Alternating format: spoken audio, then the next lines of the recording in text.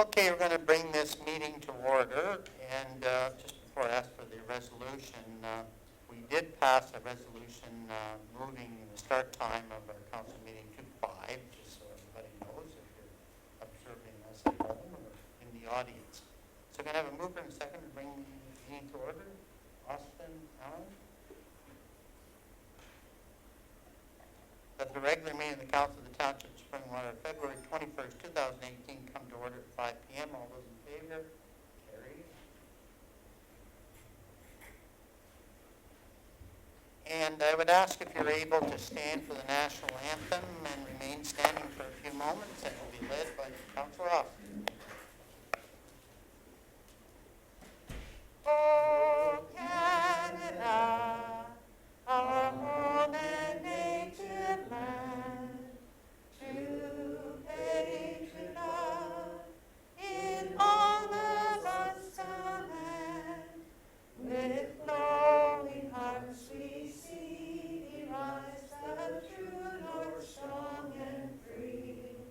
From far and wide, O Canada, we stand on guard for thee.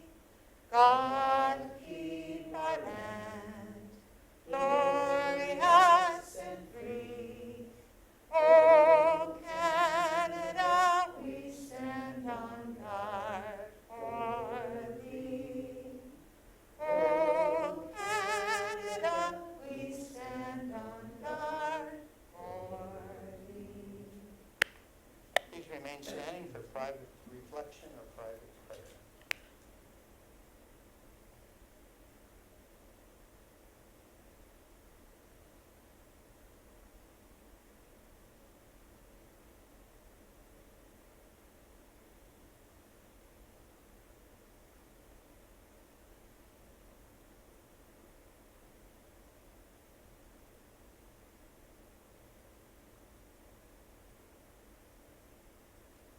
Thank you. Please be seated.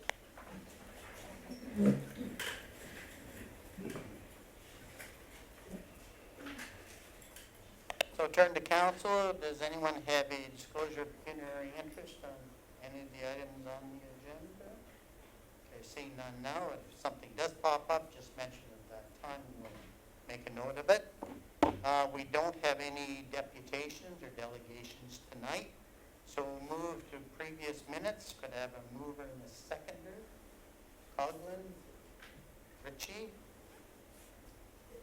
And the minutes of council items 6.2 through to 6.4 be approved as presented. Any discussion on any of these minutes? Seeing none, all those in favor? Carried.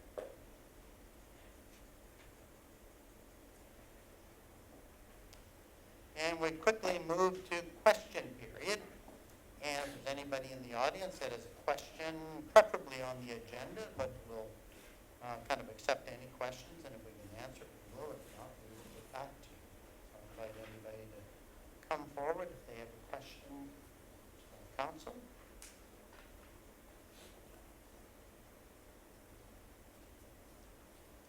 Okay, seeing none, we will move on to correspondence. Can I have a mover and a seconder for that?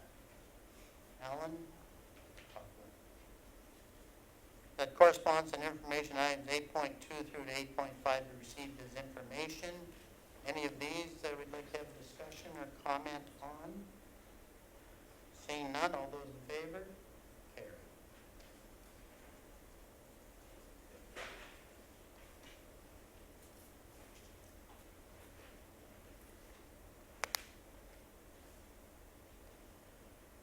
So we move on to action items, and 9.1 has been withdrawn, and it was withdrawn on February 15th. So we'll move on to the action item 9.2 on the agenda, and to get it on the floor, and basically we're talking about regarding certificates of final completion and reduction of securities. So can I have a mover and seconder? Austin Coughlin. I'll just read what we're dealing with. That the report from the Director of Public Works regarding the certificate of final completion and reduction of securities dated February 21st, 2018 be received, and that the Director of Public Works sign the certificate of final completion, and that $941,592.40 be returned to the developer, and $159,688 be held until the final acceptance of this phase. Any questions on these securities? Seeing none, all those in favor? Carried.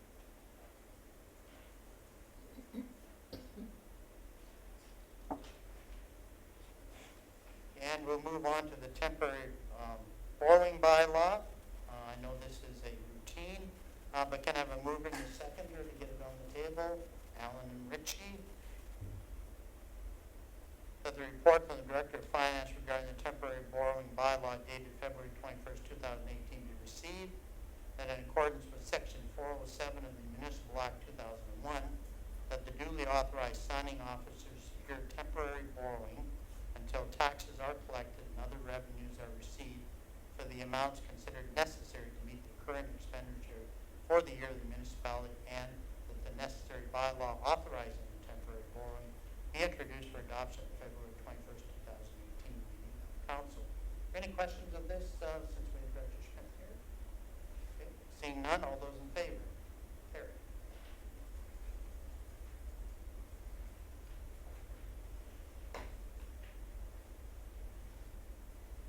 And 9.4,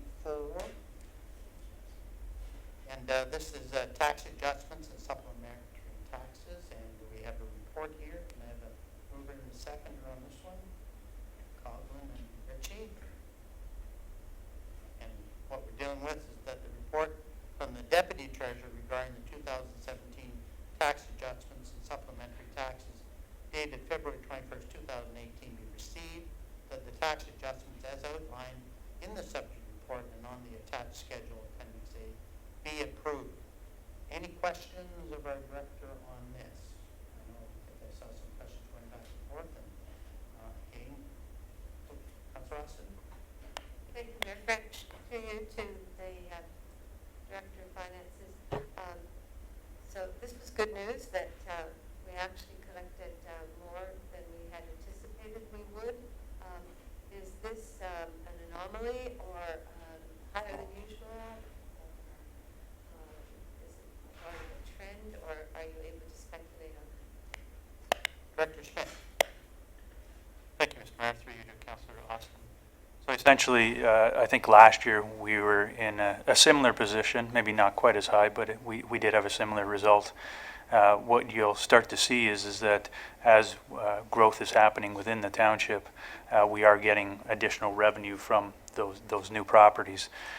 One thing that we're trying to do is we could increase the budget for supplementary taxes in our annual budget, but my preference is not to do that, because when the growth doesn't happen, we have to essentially take that, reduce our budget for that equivalent amount. So what you'll see is actually us starting to dwindle away the $75,000 budget to essentially zero, and essentially everything that comes in as a supplementary will be additional revenue that we take into consideration. So is it an anomaly?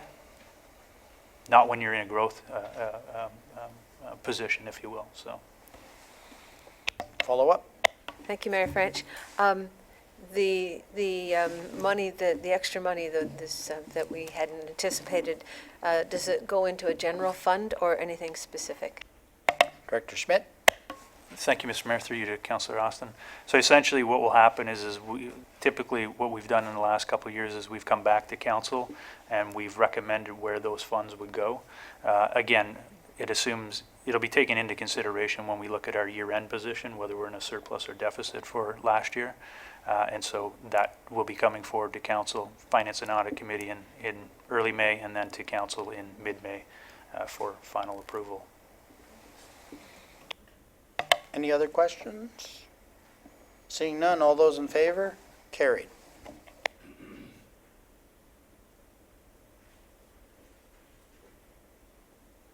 Okay, we're now on to 9.5, and of course this is to deal with the discussion paper, proposed methodology for land needs assessment for the Greater Golden Horseshoe EBR posting. So can I have a mover and a seconder to get it up for discussion? Alan and Ritchie. That that the report from the Director of Planning Services regarding the proposed methodology for land needs assessment for the Greater Golden Horseshoe dated February 21st, 2018 be received, the staff be authorized to submit township comments through the Environmental Bill of Rights Registry, EBR.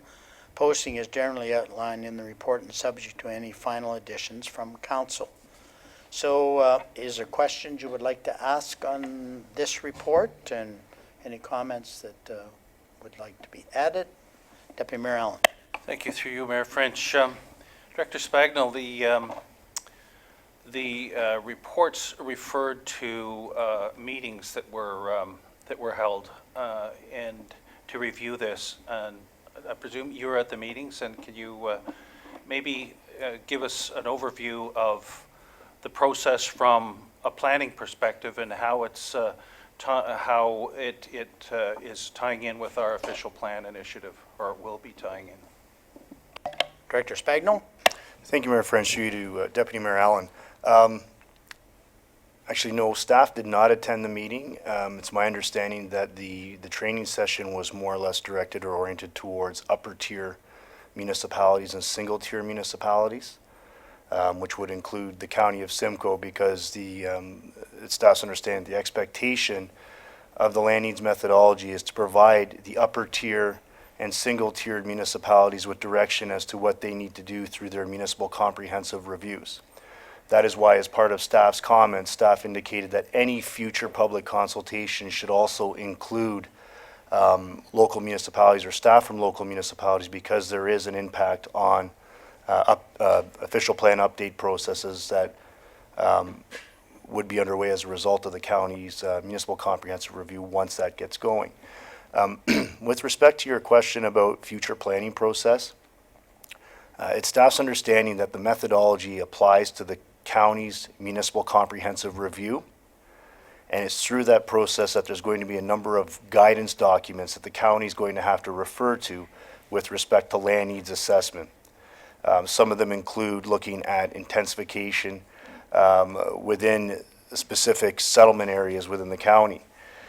Moving through that process, the county will have to, at that time, update its official plan to reflect the work that's done through the municipal comprehensive review. And then flowing from that process, the local municipalities will have to update their official plans to reflect the updated county official plan, which could be some time before that all gets completed, because there is a considerable amount of work that's referenced within both the land methodology and that is required in order for the county to go through its municipal comprehensive review. Follow up. Thank you. So just as a follow-on, maybe you could just review again what we're going to be doing in our official plan review, and how we will be inputting that to the county as input for their MCR. Director Spagnell. Thank you, Mayor French. Through you to Deputy Mayor Allen. As part of the work program for the township's official plan update and conformity exercise, the township is working on a growth management strategy, which will take a look at growth forecasts. There's most likely going to be the need for additional work that looks at intensification and appropriate intensification within the township settlement area, specifically what the role of each settlement area will be. And it's that work that can be filtered in through the county's municipal comprehensive review to hopefully provide the local information that's needed for them to make specific decisions with respect to intensification targets and an appropriate greenfield density for greenfield lands. So staff has provided a comment within this report indicating that there's a hope and an expectation that any work that's done as part of the process that we're currently working through will be considered as part of the municipal comprehensive review at the county level, so that local input and feedback is built right into their process. Sure, please. Thank you, Mayor French. So in that we're going to be talking Greenbelt tonight, how does that input and exercise coordinate with what you've talked about thus far? Director Spagnell. Thank you, Mayor French. Through you to Deputy Mayor Allen. Very good questions. A lot of mental gymnastics here as to what the process will be moving forward. It's staff's understanding that the Greenbelt policy and how that's going to be rolled out will be done through the comprehensive review at the county level. We would actually have to seek more direction, I think, from the province once regulations, specific regulations are rolled out as to whether or not we will need to incorporate that. So really, it's a question that can't be answered at this point because we don't necessarily have the direction from the province or the ministry at this point in time as to whether or not that would be required through our OP process. To follow up on that, right now, we're moving ahead with our official plan based on the current county official plan. That's the understanding. And if it does take 2 years, or 3 years, or 4 years to do the MCR at the county level, I guess we could effectively have an official plan approved with policies that meet the existing county policy, but then would have to be updated to meet whatever the new criteria is. And I think in your Greenbelt report, you do make the comment that I think that's one of your concerns, not our concern, your concerns as a planner, that possibly, kind of mapping out a new Greenbelt might be a little premature because of this MCR. We have no idea where people are going. Is that a correct assumption, Director Spagno?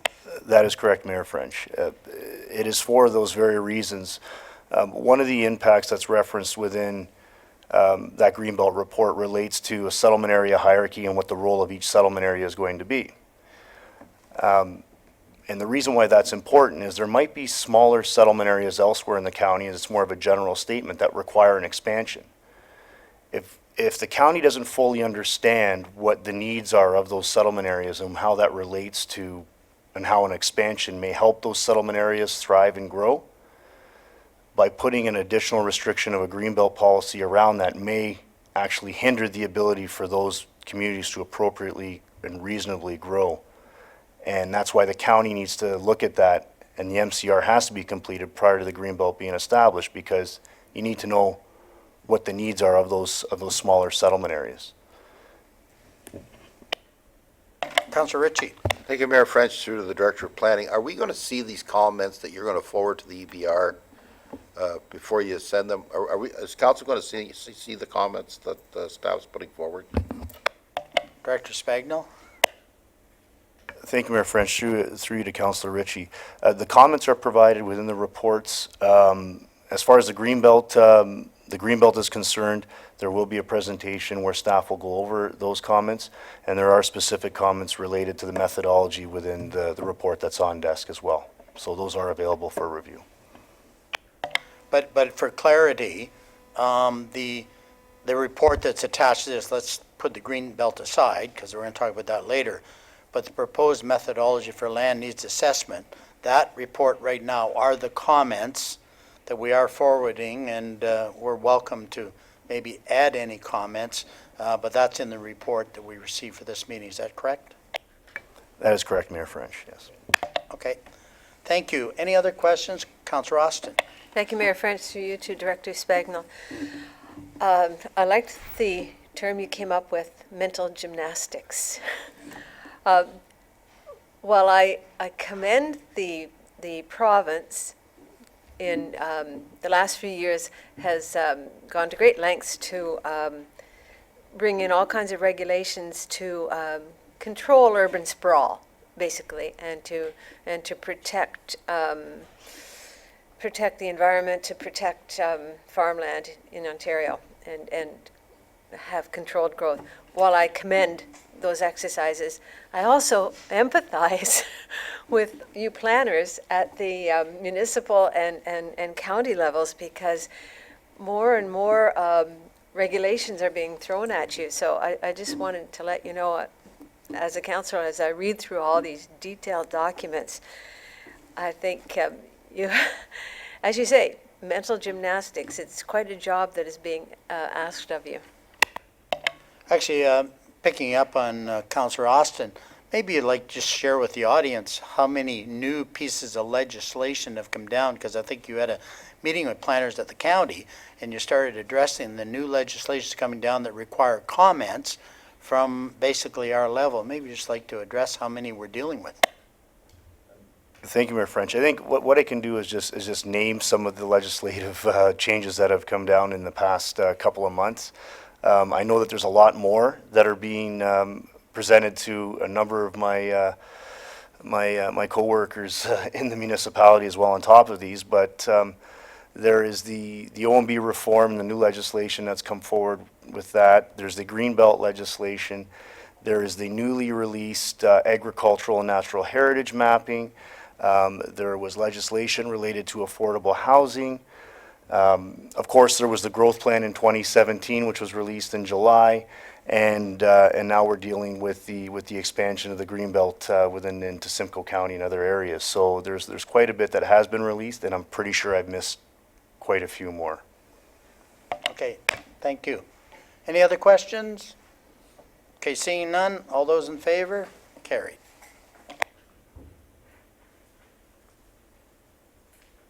So we'll move on to information reports. Can I have a mover and a seconder to get this one on the table? Coughlin? Allen? That the reports items 10.2 through to 10.6 be received as information. Any of these that would like to comment on or poll for discussion? Seeing none, all those in favor? Carried.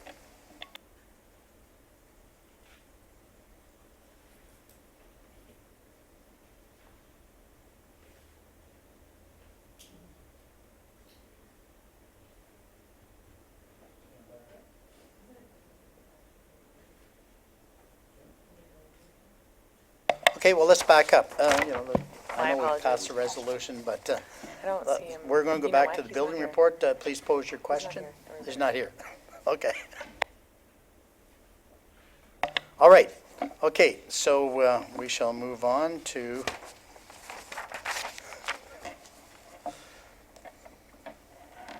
the official plan update. I know we're always talking about it, but Director Spagnol is probably going to be brief. If you want to, you can go from official plan to economic development update.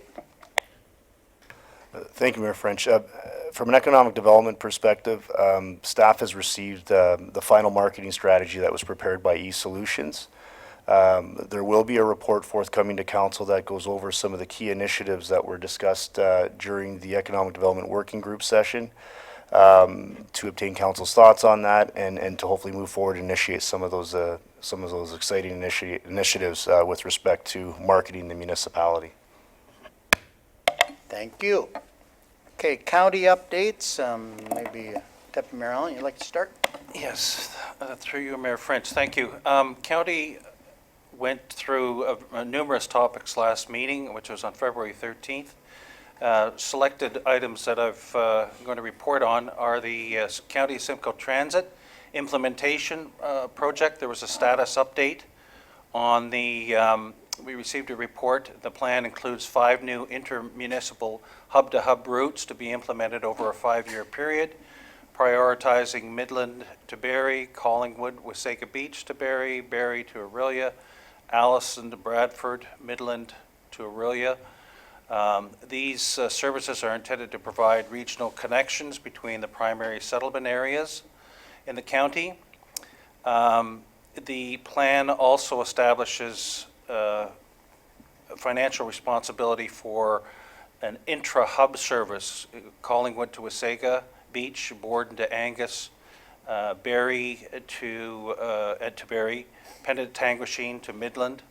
And so funding for these is coming from the county, through the county, in the 2017-2018 operating budget.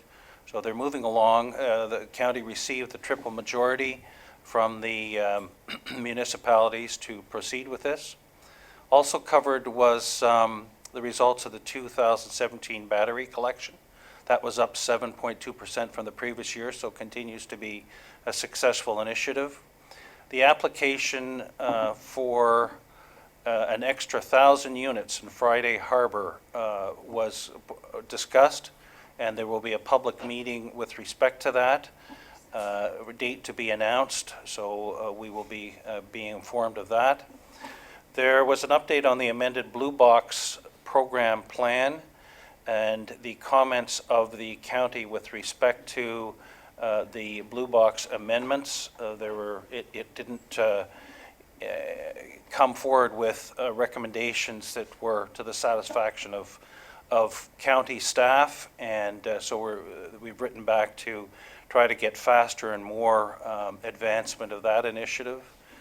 And the update on the food and organics waste disposal and how that's going to increase diversion of organics waste. And finally, the proposed tire regulation. The Resource Recovery and Circular Economy Act and the Waste Free Ontario Act is trying to improve the recirculation of used tires, so we discussed that. So those were some of the more interesting things discussed at last county. Yeah, and I'll just kind of add to it. The transit is a very important thing, and the hub, the county hub is going to probably be in Barrie at the RVH Georgian College area. So that's where it'll interconnect with Barrie Transit. And so far, it looks like it would come through Midhurst, up St. Vincent and across Finley Mill or something like that, and then carry on to Midland Penetang through Elmville. The good news is, because the first draft of it, it was actually going to go up 93, which is kind of different, but they brought in a transit expert and they've adjusted that. So, yeah, I think they're trying to do a soft launch this fall and get it going. So that's good. And as far as the, CO Brindley.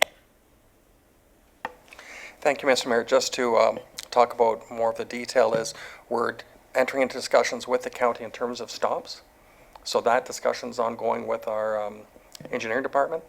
We're going to be trying to make those locations as non-intrusive as possible. Obviously, we have ditches along St. Vincent, but we're having those discussions now. So the details, I mean, in the last session we had with council, Councillor McCaughey was talking about the routes and things like that. So it is becoming more and more of a fact, and it is happening. Good. Councillor Austin. Mayor French and Deputy Mayor Allen, I read the report. I wasn't quite sure.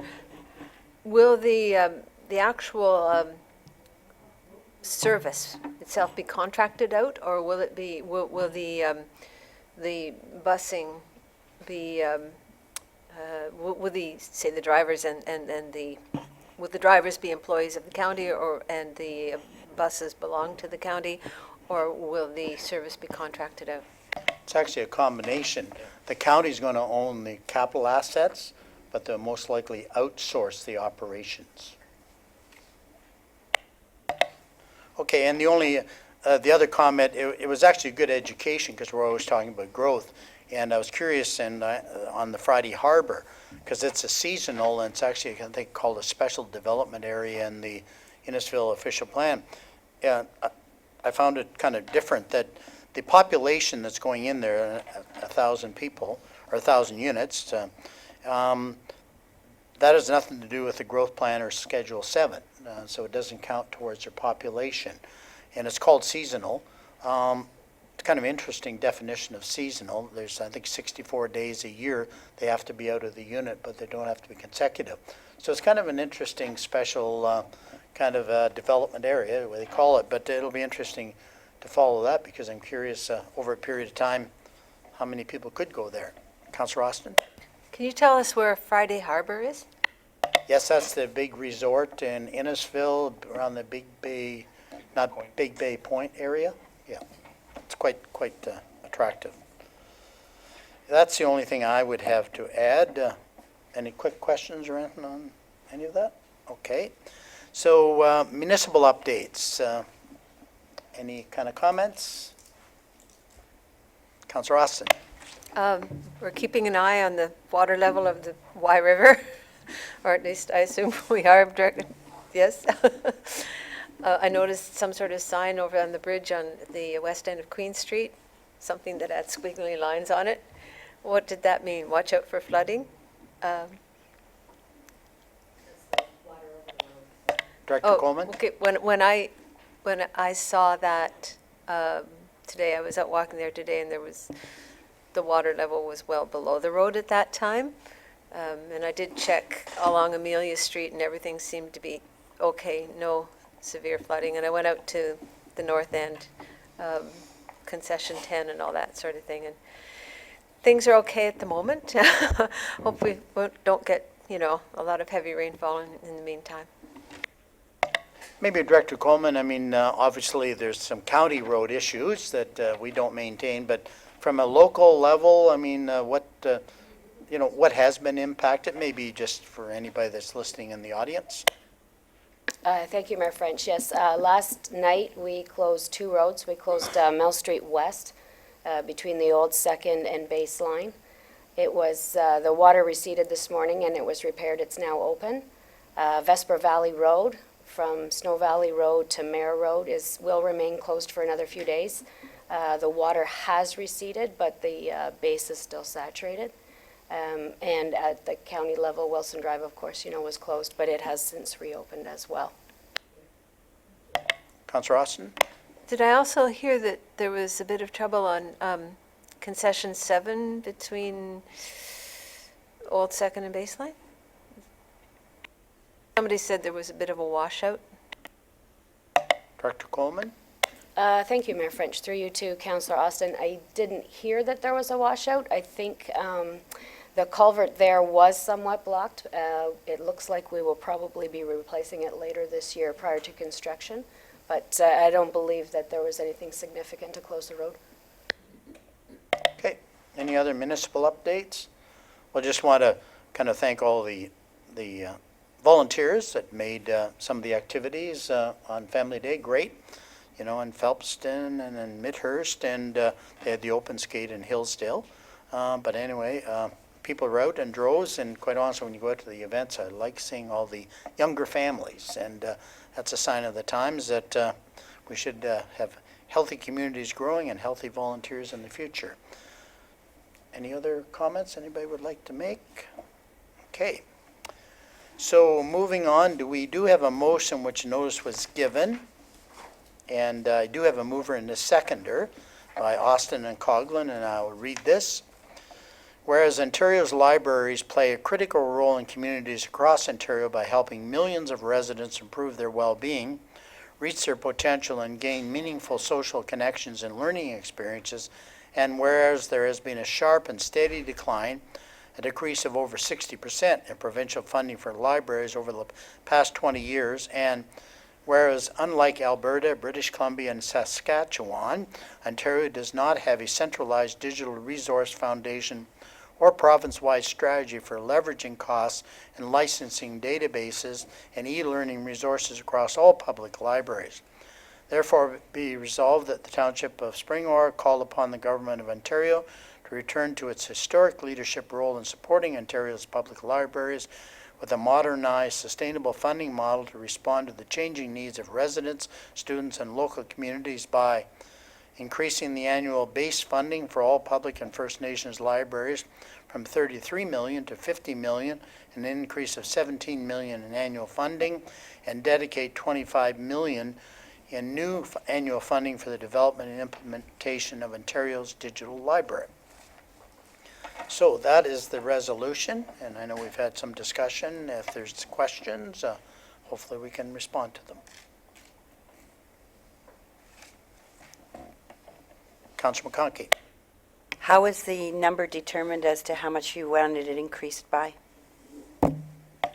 Councillor Austin, would you like to respond to that? Thank you, Mayor French. The number you're referring to, the 60% and the 33 million to 50 million, I took that from a report that Mayor French passed on to me from the Roma conference recently. There was a presentation and given by the, would it be, help me out here, or by the Ontario Library Association. They're the ones who did a presentation at Roma, and I got that information, those numbers from that particular report. And I got a lot of the wording for this document from there as well.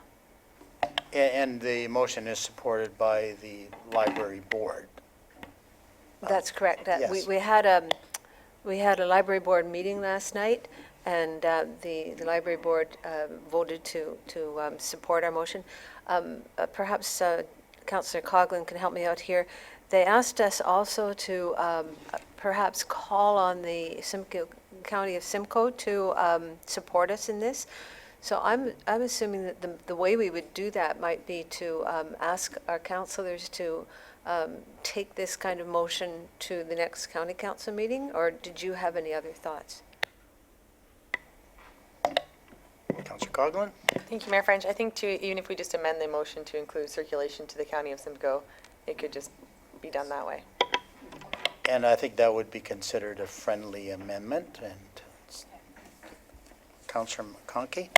Well, to me, it seems like there's more information that came with this, that you said that Mayor French was at a meeting and received this. Would we not attach this to the motion, or do we not need some information associated to it? I understand the library wants it, and but I don't have the background information to it. Like, I'd like to support it, but I have no background information. I guess a general comment is we all know that the library has been underfunded because they keep asking us for more and more money each year, and we kind of get the same response that obviously their funding has been reduced. So if this pushes it in the right direction, I think it's appropriate, and we could certainly share the kind of information after the fact, but I think it would be good to move this forward, would be my comment. Deputy Mayor Allen? Thank you, Mayor French. What specific part of the government would this be directed to, and where do you see these funds, significant amount of funds, coming from on an annual basis? Councillor Austin, do you want to respond? I'd like to ask you to perhaps give me, or help me out with that one.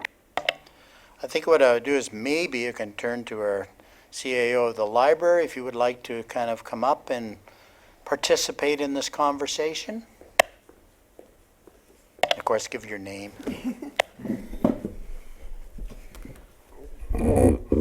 Hello, I'm Jody Delgado, CEO of the Springwater Public Library, and I would like to thank Mayor French, Councillor Austin, and Councillor Coghlan for bringing this matter to the attention of Council.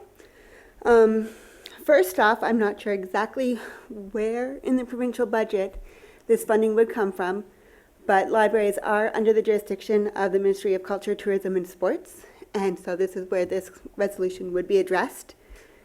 In response to historical levels, obviously I have not been around for historical times, but my fellow CEOs have mentioned many, many times that a long time ago, reaching back over 20 years ago, the Public Library Operating Grant, or PLOG as we call it, has been drastically reduced.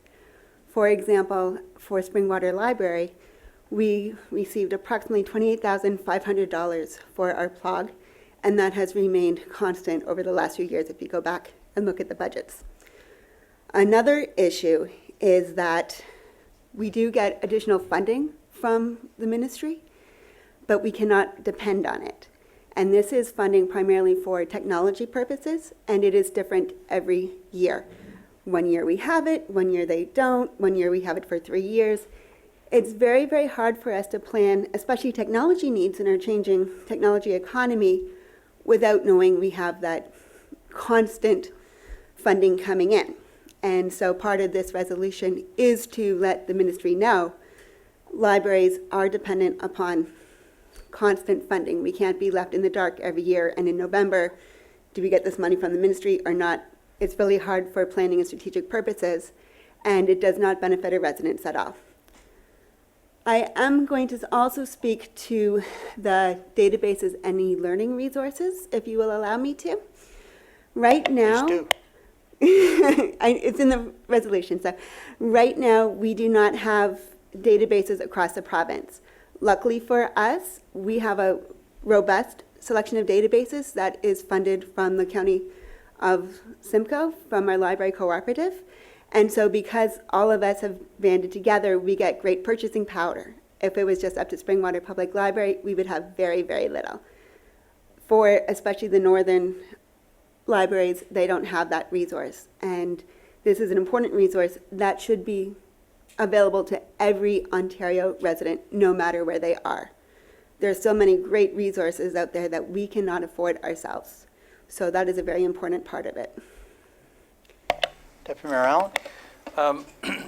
I certainly support it in principle, but to have it taken seriously by the ministry, have we, or in the past, or would we consider going down and making a delegation to them, a presentation to them, to talk about it first before, which I think would probably get more specifics to a motion? Maybe you could speak to, because the library is a general group, my understanding is there has been discussions with the ministry, but maybe you can fill in some of the blanks.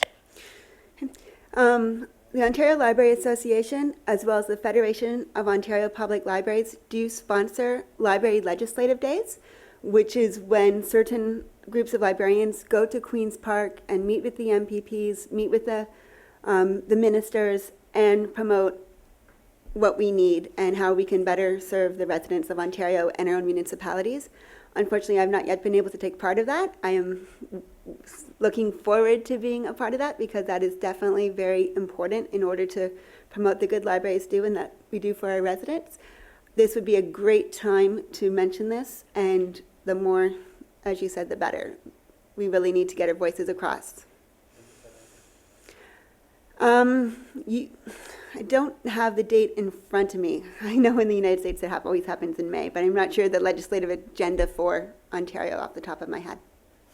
Deputy Mayor Allen? Thank you, Mayor Finch. Well, I support this, but I don't support it at this time because I think it will be, quite frankly, not taken too seriously without enough groundwork in advance of it. So I would suggest that we go to that conference or that presentation. We try to get in front of a minister, and then we revisit this after that. I guess, okay, Councillor Austin, then I'll make a final comment. Thank you. Through Mayor French to the director of the library, the CEO of the library, and also to you, Mayor French. My question would be, are we aware of other municipalities or organizations, putting forward similar motions? So what we have here in front of us, is it being repeated in other places around the province? Do you know if the OLA has come up with a motion similar to ours as a result of, their presentation at the Roma conference? So as Deputy Mayor Allen was saying, this may be premature. If we can find out that if others are doing this, it might have a stronger mass appeal and therefore have a greater chance of success. So my question is, are you aware of others doing this through the OLA, or can you find out? Or Mayor French, are you aware of others? CEO Brindley, do you want to comment? Thank you, Mr. Mayor. Actually, the internet is a wonderful thing. The Ontario Public, this is actually a long-standing issue. The Ontario Public Libraries, the Federation of Ontario Public Libraries actually delegated to the province on this very issue with the very cost in 2012. So this is not new. This is something I think this library is looking at, reinforcing its will and trying to beat the drum still, but this is not a new issue. This actually goes back to delegations every year to the province over many years. Councillor Austin? Thank you, Mayor French. Through you to CEO Brindley. You gave me the date of 2012. Are there numbers in there as well? Like we have numbers, 33 million to 750 million. Are there numbers associated with the one that goes back to 2012? Director Schmidt? Thank you, Mr. Mayor. Through you to Councillor Austin. So I can forward you the document that, again, I haven't researched it. I just quickly looked up the public library operating grant, and as the CEO has mentioned, there was a report or delegation to the ministry back in November of 2012. It actually provides a proposal from the Federation to increase the level of funding over it looks like a 5-year window, back up to over $50 million. So again, I can forward this to members of council. You can take a look at it, but as the CEO mentioned, this is a long-standing issue that hasn't been resolved yet. Okay, I guess I'll make some final comments and I'll call for the vote. I'm very supportive of this. If we're, obviously if they have more resolutions from the municipalities that are supporting those libraries, I think it means something instead of them having to go in hat in hand. And we've shown to, illustrate leadership, at this council, and I'm very supportive of it because, the ministry needs to belly up to the bar. We have problems with other ministries. They continually download, so let's get ahead of the game. So I'm definitely going to support the resolution and add that the County of Simcoe be provided a copy of this resolution so we can bring it up at the Councillor McConkey. I know you said final comment, but I just wanted to say that I agree with the Deputy Mayor. I'd like to put more substance behind the motion. I totally agree we need more funding, but when you can add a report, there's no, you're just going with a motion, no staff report, nothing, putting no substance behind the report, then I would like to take that route where you meet with the minister, we maybe do a report behind it, and we have facts, and we maybe give some examples of how we see it moving forward and that. But that's just my comment. I support that you need funding, but I cannot support the motion. CEO Brindley? Mr. Mayor, perhaps this may be a resolution that's a prelude maybe to an AMO delegation that you could do in the summer? Except I don't plan to go to AMO this year. But Deputy Mayor Allen will. So would we like to, Councillor Coghlan? Thank you, Mayor French, and just, I guess, my only comment. Many times at this table, we support other members of council in an initiative that they're backing, whether it's something that we have full information on or not. This is an initiative that Mayor French and Councillor Austin have brought forward to the board, and it's fully supported by the board and the CAO. I agree that there may be another avenue that might generate more of an audience, but at this point, this is what's coming forward. If this council wants to then later take another step forward to re-support the libraries, we can do that as well. So saying that if we don't support this, it's not like we can do both. If this council wants to then bring forward an initiative to have a delegation at a conference or have another motion brought forward to have members of head of council meet with a minister, we can do that too. We're asking for your support in sending a letter. This is something that we communicate with other levels of government all the time. I think this is a great initiative, and I do agree that we need to do more than just this, but this is a good first step. Councillor Ritchie? I'll try and keep this short, but I just thought in order to give this thing some traction, if we were to pass this, could we reach out to the other municipalities in order to get some traction? Because, strength speaks to numbers, and send this down to Queen's Park. I'd support that. Well, as a matter of fact, maybe we should be adding, that the County of Simcoe and other local municipalities be provided with a copy of this resolution. Okay. Good idea. Okay. So, Councillor McConkey. Could we add about a deputation being followed up with it, with supporting information? I Because think. I can't support it without Okay. that. Well, I'm not, well, we have deputations all the time. So, so that kind of direction has been given. I don't think it has to be, because this is a high priority for us to kind of get more funding. Councillor McConkey. You just stated that you wouldn't be going to AMO, so I want to make it a point that it is. So as long as that is going to be covered, then I'm fine. Our CAO has that noted. It will be one of the, and our clerk, that will be the delegation. So those in favor? Carried. Thank you.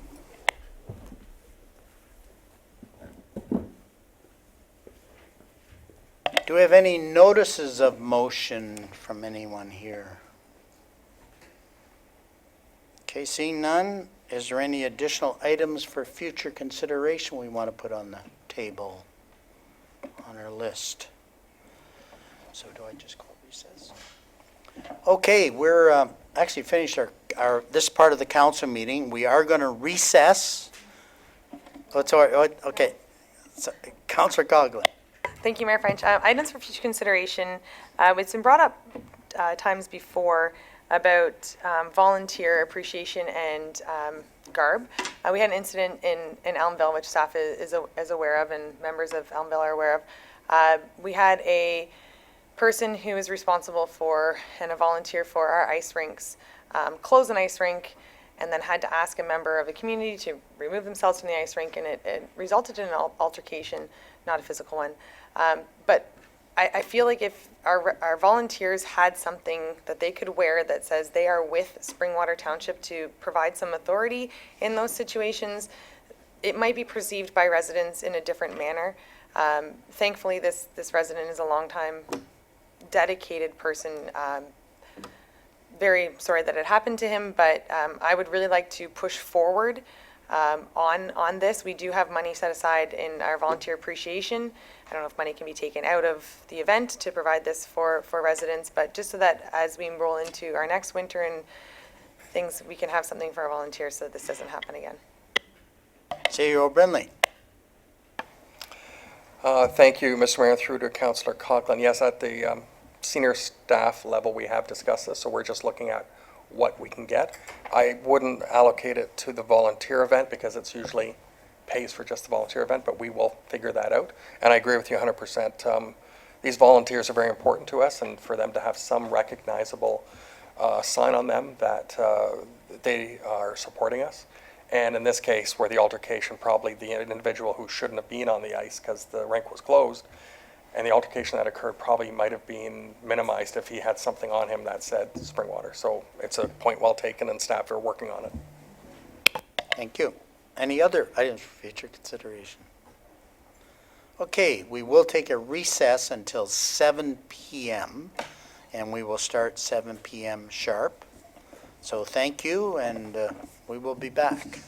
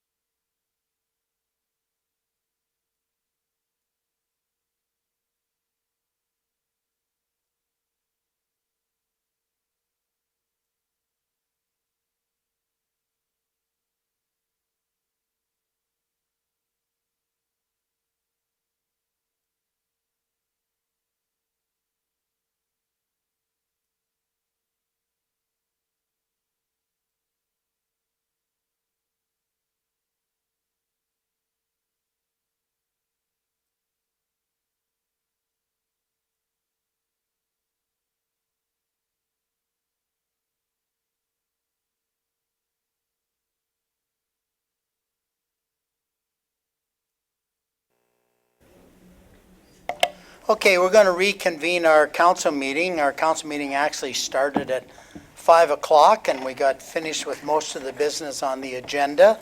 And so we're reconvening to deal with this special session and talk about the Greenbelt Expansion Study Area. And of course, we're going to have a presentation first. And there's lots of seats up front. You know, lots of seats up front. So please come forward. So the way we're going to do it, just so you understand, and I'll give a more complete description when it comes to the public speaking part of it. First of all, we're going to have our Director of Planning present kind of, our kind of approach to it and what the ministry is asking of us. And of course, we at the township really don't have any decision-making power in this, but we are invited, the same as the public is invited, to make comment.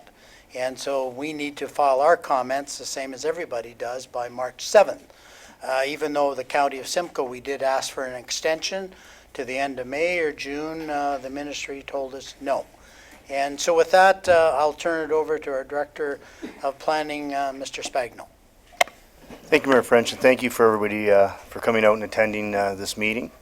What I'm going to do is I'm just going to go over briefly the process that we're currently going through with the ministry and the province. I'm going to provide some brief background just on the Greenbelt, the study area, and the intended purpose of what the province is suggesting. I'm going to provide a brief summary over staff's comments to the province, and then I'm going to go over some key dates for submission and comments. So the intent here is to provide for a short presentation to allow for more opportunity for the residents and stakeholders to provide their comments to council.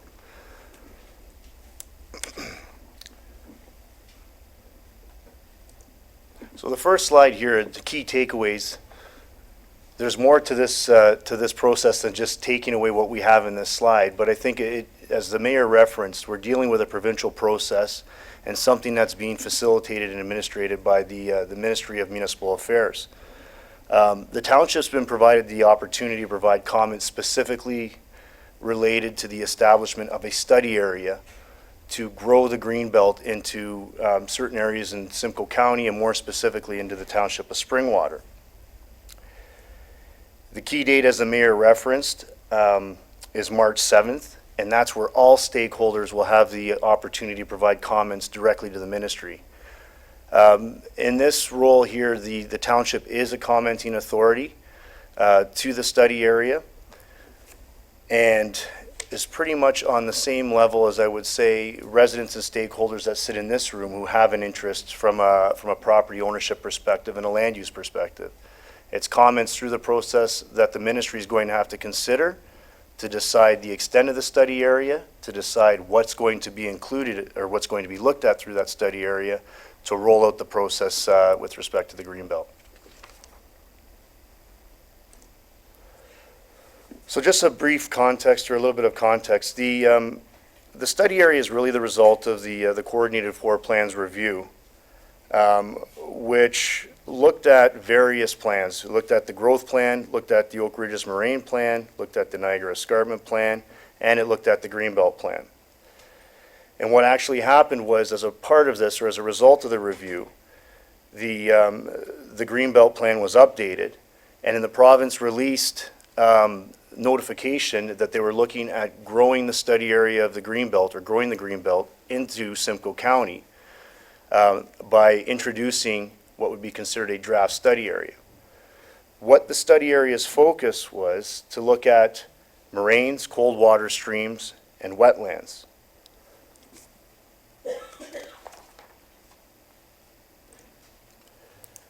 As you can see from this rather colorful map, the study area is quite large. There were 7 key features identified across the greater Golden Horseshoe, 5 of which were located in Simcoe County, 2 of which are specifically located within Springwater. And those features include the Oro Moraine and the Nottawasaga River Corridor.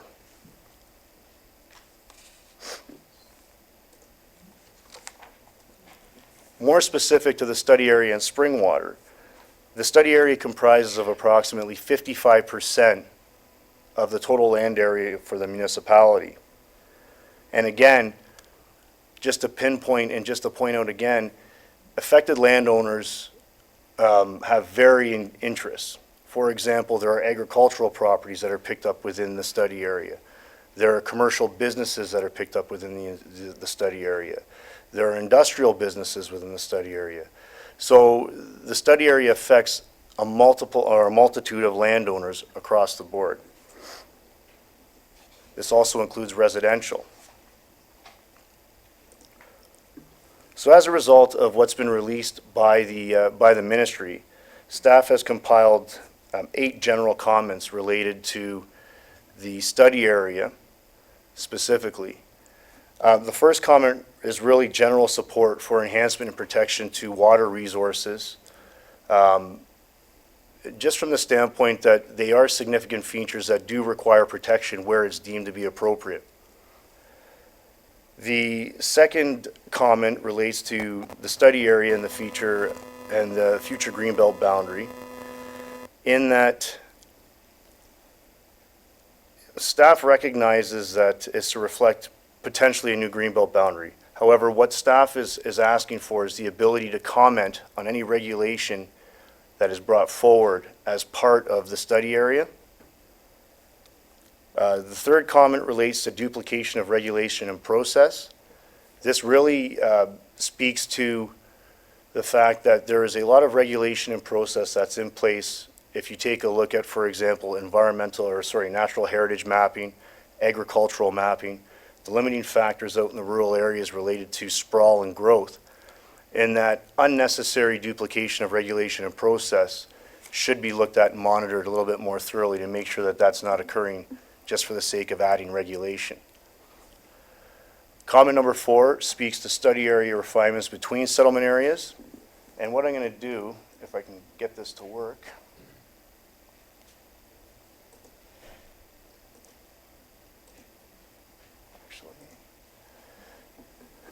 And what study area refinements required between settlement areas, and what I'm referring to here is there are situations where you have land that's located between settlement areas. So specifically referenced within staff's comments, there's land located between the city of Barrie and Snow Valley. There's land located between Center of Espera and the city of Barrie. And there's even a little sliver of land located between Center of Espera and Snow Valley. And what the reference here is that unless there's specific hydrological features or water features that are required as part of this, if it's demonstrated that there are not any hydrological features or water features there, that those refinements should be made to the study area to reflect what's actually on the ground.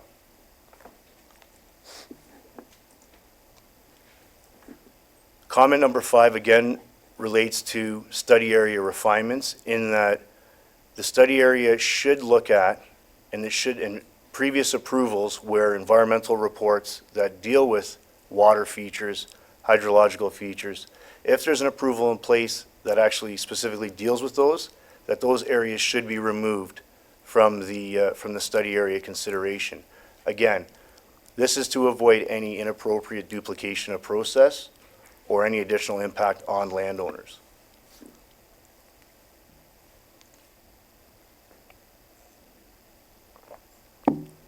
The 7th comment relates to the prematurity of establishing the growth plan ahead of the municipal comprehensive review. And I'm touching on comment number 7 because it relates specifically to comment number 6. The Greenbelt establishes a restriction on the amount of land that settlement areas can expand. And this is more of a general statement with respect to responsible growth.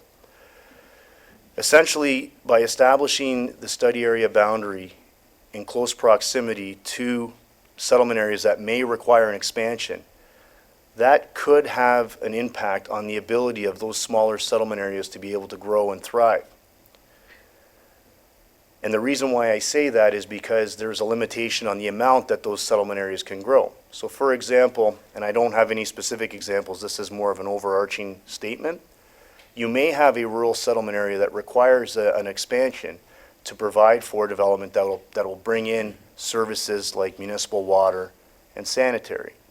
If there is a restriction or a cap on the ability of, or the amount of land that can be included, that could potentially detract from the ability of that settlement area to thrive and grow.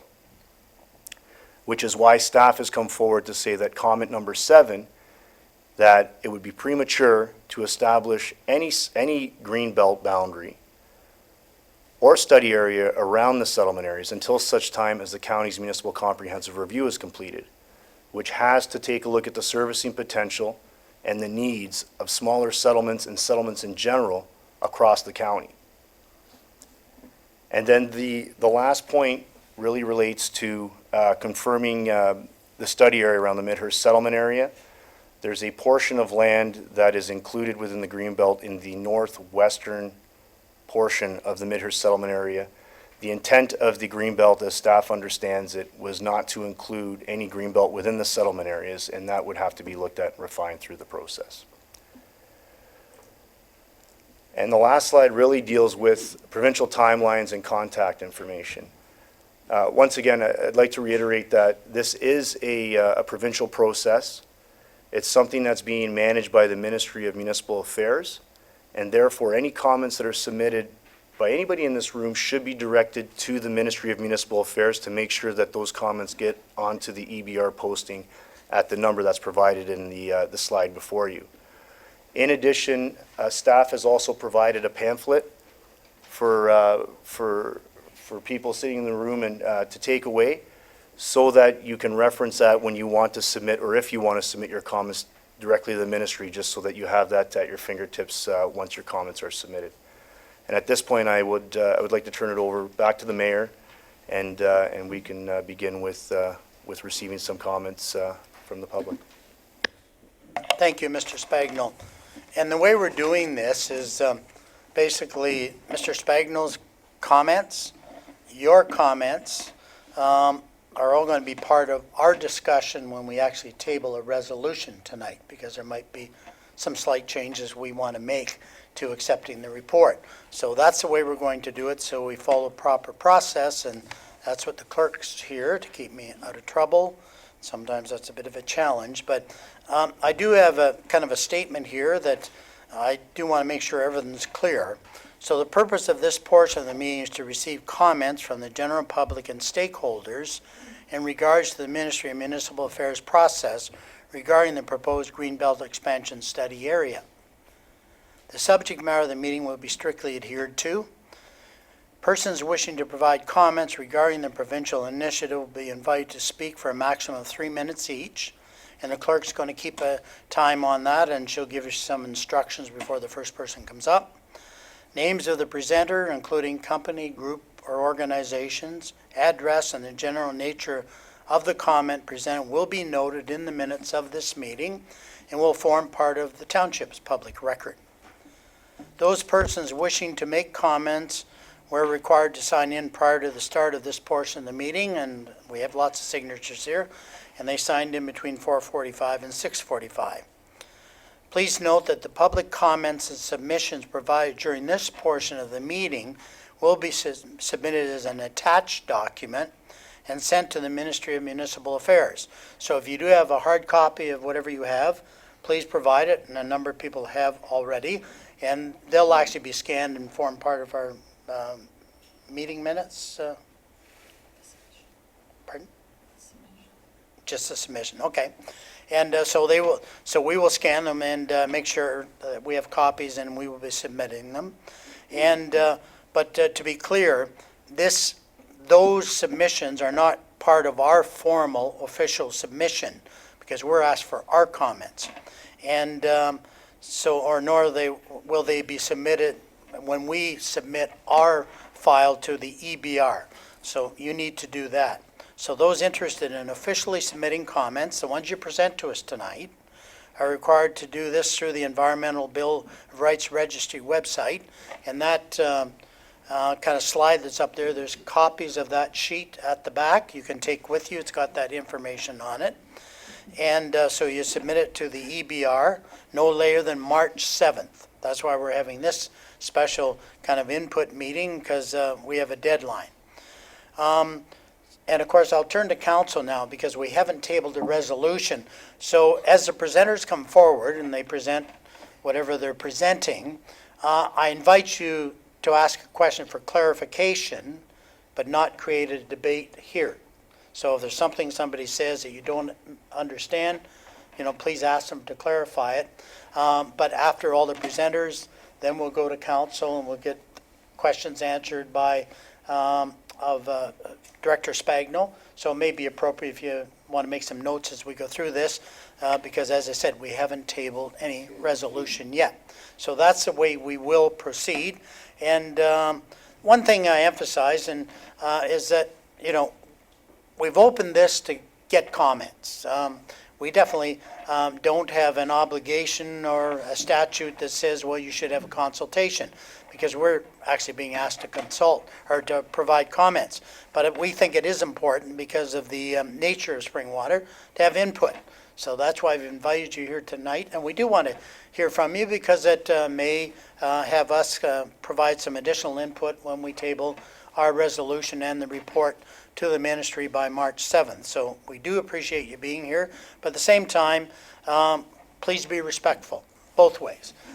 Be respectful of each other, because I know we have opposing views in this room, which is fine. I think that's a healthy democracy. But let's be respectful of the speaker when they're presenting, and respectful of maybe questions that are asked of councillors at that time. So with that, maybe I'll just turn to the clerk for any other rules of engagement. Thank you. As noted, the comments will be restricted to 3 minutes per person. As you entered the council chambers, you were asked to sign in if you would like to comment, so we will be calling everybody in order of the sign-in sheet. Once you get to your 3-minute mark, I will just put my hand up, and that'll be your signal to wrap up your comments. So I have a list here, and when you do come forward, give your name, address, and anybody you may be representing, please. So the first name I have on the list is Connie Speck. Are we to use the big mic?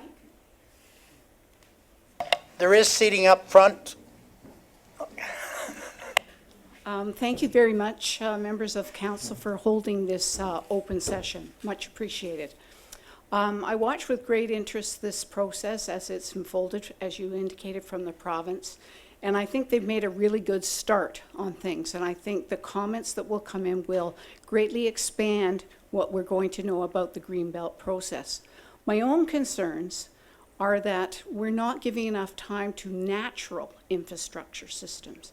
I keep hearing about how we need these boundaries to be able to expand if we're putting development on it, because we got to put infrastructure in. Well, natural systems are very much the same, whether it's water courses that we see on the surface of the ground or wetlands, things that we can readily see, they're all interconnected. They connect to our forests, they connect to our watersheds, they connect via force to even our airshed. So what we need to be mindful of is that we've got to look at this as a holistic approach, a full systems approach. So some of the lines that we're seeing on these maps that are straight because it's a municipal line may have to be massaged in order to take in a more natural systems boundary and in order to protect those values. And I'd also add that one thing we've learned an immense amount in the last 5 years is the groundwater situation and the stratigraphy of our area. It's far more complex than when I took about it at university. It is very, very much in control of what happens with our groundwater. So we need to make sure that the province incorporates and that we incorporate locally that really high level of data. And Ontario Geological Survey has mapped across Simcoe County. They moved from the east to the west, and that data is out there. Unfortunately, some of our consultants kind of got caught because they do what we have to do and try and make good decisions that will protect lifestyle and agriculture and our environment. Thank you for your time this evening. Thank you, Connie. So next up, Kevin Eby.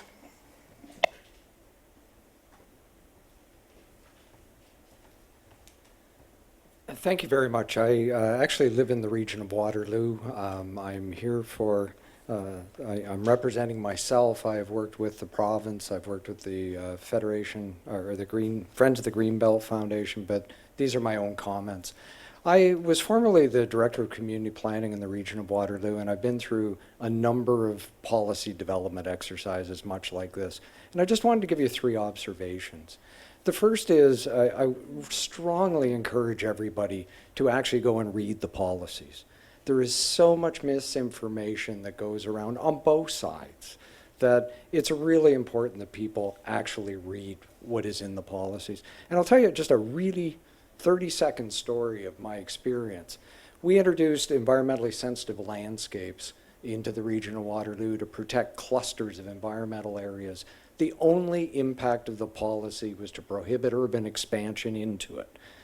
One of the first phone calls I received was from a lady who was crying on the phone about the fact that she had to replace her windows because the wind came in through them in the winter, and she could not understand why we would propose a policy that wouldn't let her renovate her home, wouldn't let her replace her windows, and wouldn't let her paint her house certain colors. Absolutely none of that was true. And what we spent so much time doing was going back and getting people to actually read the policies. When you look at policies like the Greenbelt expansion, the vast, vast majority of properties are essentially unaffected by it, other than they no longer have the potential for urban expansion onto them. The second quick observation is the majority of people, I'm sure in this room and throughout your township, support the concept of protection of water resources, environmental areas, and agricultural lands. The question is, how do you do it? And I've read a lot of reports, I've read a lot of articles where people say the level of protection that we provide in our official plans is sufficient. And municipalities, there's many, many of them that should be commended for the efforts they put into it. But it's interesting that a lot of what I read, not a lot, some of the examples that I read are environmental policies out of the PPS, or especially agricultural, prime agricultural land as a designation being a protection. Prime agricultural land under the provincial policy statement and the growth plan is really urban area in waiting in the absence of any other policy frameworks if you in fact have enough population assigned to the settlement. The only other quick 15-second comment is things are changing. The paradigm's changing, and make sure that you look at these policies through that lens, because it's important to understand you can't look backwards and extrapolate forward anymore. It just doesn't work. Thank you very much. Thank you. Kate Harries.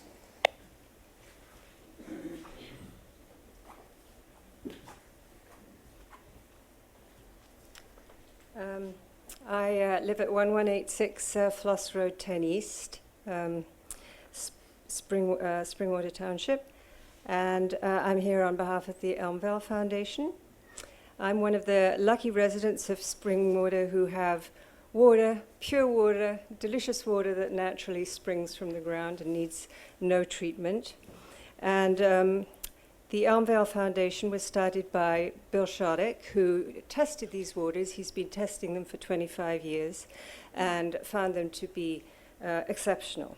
So I'm just going to read a little from his submission on the Greenbelt plan to the province and on the Greenbelt study area. And I have already given this to your clerk, and there's also a map and some learned journal articles that she has. So Bill provides a little bit of background about the foundation. Its goal dedicated to environmental research, education, generate awareness about issues of water security, promote conservation. Some of his community projects have been the Elmvale Water Festival, and he also helped create the Elmvale Water Kiosk, and people come from a long way to get the water here. So I'll now read. Bill says, I wish to draw your attention to an important area which has been left out of your study area map, the Simcoe Uplands, which includes the Ora Moraine. The location of the Simcoe Uplands is shown in the map attached, and I've provided that. The quality of the waters in these artesian springs has been documented in international peer-reviewed scientific journals. The Simcoe Uplands represent the recharge area for these important artesian spring waters of Springwater, Tiny, and Tay townships. I have been testing these spring waters on and off for more than 25 years, using metal-free, ultra-clean research facilities at a number of universities. I have shown that these spring waters contain lower concentration of trace metals, such as lead, than ancient Arctic ice, which I have also tested. These are arguably the cleanest natural waters on Earth. I have no doubt about their unique quality and inherent value. These artesian spring waters have supported the inhabitants of this region for millennia, and every effort should be made to protect them for future generations. The Elmvale Foundation is strongly in support of expanding the Greenbelt and creating a blue belt of groundwater protection. Our rural landscapes are much more than just aesthetic jewels where city dwellers can go to find peace. They include unique natural ecosystems found nowhere else in the country, and the best farmlands of our nation, currently being managed in an effort to enable food production in perpetuity. And I'll close by just saying an expanded green belt, the creation of a blue belt, will benefit all Ontarians. Have to ask you to wrap up. And that's from William Shoddick, President of the Elmvale Foundation, Bocock Chair for Agriculture and the Environment at the University of Alberta. Thank you. Thank you very much. Margaret Prophet. Can I adjust this a little bit? Sorry. I'm not used to reading a script, but that's what I'm going to do. Margaret Prophet, 36 Hillview Crescent, Midhurst. Good evening, Mayor French, Council and staff. We hope that each of you have had a chance to read our comments on the benefits of Greenbelt expansion to Springwater Township. And thank you to the planning staff for considering those comments. And tonight, we appreciate the opportunity to offer additional comments beyond what we have already submitted. As mentioned, the SCGC has provided research and evidence-based arguments to support what we think Greenbelt expansion would be a net benefit to your township. We have outlined agricultural supportive policies, research on the benefits to our water systems, as well as a way Greenbelt would support Springwater's growth management strategy and related costs. However, the real conversation is bigger than any policies, research, or numbers we or any others could provide. The fact is that what the Greenbelt represents is a hope and a vision that we can do things differently. For too long, we have given little thought about what is lost against a potential gain. Whether it be development charges, a fancy new rec center, or highways and bridges, the lure of progress has led us to destroy the things that we and future generations will need. I will be the first to admit that the Greenbelt is not a perfect policy, but it is a start to recognize that what we leave alone can be more valuable than what we want to replace it with. I hold great respect for the Indigenous way of making decisions with 7 generations in mind. I know we can learn a lot from their traditional teachings and knowledge and implore this council and staff to forge a nation-to-nation relationship with local First Nations as right holders. The only way forward is together. Being a politician, weighing the needs and wants of all your constituents is not easy, but we have seen this council demonstrate vision and leadership before. With delight, we have seen this council lead in a way that other councils have not, including being the first Blue Dot community in Simcoe County and one of the few in Ontario. Discussing adopting Blue community policies to ensure municipal actions reflect a care and concern for our water, directions to ensure your new official plan recognizes the importance of agriculture, as well as taking strong positions against sprawl, destruction of valuable forests, and unnecessary aggregate expansions. These are all wonderful steps, but the journey to create a vibrant, just, and prosperous community is never done. As you weigh your thoughts and concerns with those of your constituents, please do not forget to listen to the voices of those that are not represented tonight, our children. They will inherit the decisions we make, the actions we take, and also the decisions we did not make or the actions we did not take. With a changing climate, global water shortages, and rapid biodiversity loss, the picture looks pretty bleak for us. However, each action we take towards mitigating or addressing these challenges is a small win in a bigger battle. I hope that Springwater Township can demonstrate that a little place can fill a big void in a world looking for leadership and vision. Thank you. And I'm not sure if I'm going to get the pronunciation correct here, but it's Ed, is it Kretger? And maybe you can correct my pronunciation of your name. Thank you. It's Ed Kreitcher. I live at 1286 Rainbow Valley Road East in Phelpston. And I'm speaking for myself tonight, but for the record, I am a member of the Friends of Simcoe Forest. And so I'd like to draw council's attention to, and specifically the planning director, a GHD report, and GHD is a consultant to the County of Simcoe regarding the Environmental Resource Recovery Center, which is, they've called an ERRC at 2976 Horseshoe Valley Road in the township of Springwater. And so that is the proposed waste facility site on Horseshoe Valley Road. And I want to bring to the attention of our planning department the GHD report, which is for the county, and it is their planning justification report for the proposed Environmental Resource Recovery Center in Springwater, and it's dated November 17th, 2016. And it's specifically at page 21, as far as the what the planning department for the township I think need to address is what the County of Simcoe is proposing in their definition of greenlands.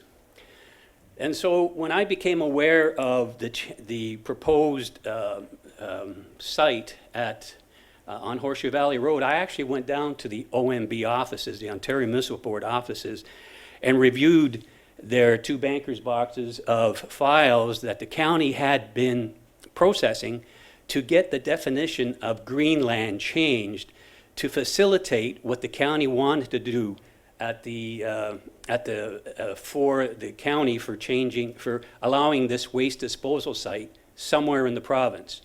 So quite handedly, the county went ahead and changed the definition of what greenlands are, and they included the definition of infrastructure. And so that's my comment tonight, is the definition of what infrastructure is in what they propose to do with their greenlands. And so if I can just read part of what the definition of infrastructure is as far as what the county has done with greenlands. They say infrastructure is defined as physical structures, facilities and corridors that form the foundation for development.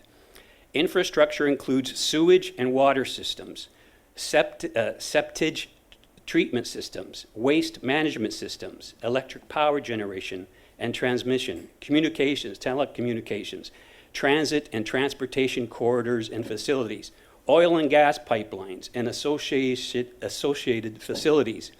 My concern is that there wasn't any I need to ask you to wrap up. She's had her hand Okay, up. so my concern is that the county quickly changed the definition of infrastructure to include waste management systems without any public input. And now it's a given that this waste management system is in the definition for greenlands. And I don't think that the county let the township, all of the different townships in the county, review their changes to the definitions. Yeah. Sorry, okay. Thank you, and we have those comments. Colin Elliott. Mayor, John Hempstead has a flood in his barn at home. Could he speak before you? I'll switch places, but. Sure. Spring weather. A little better than Innisfil. Yeah, you're right.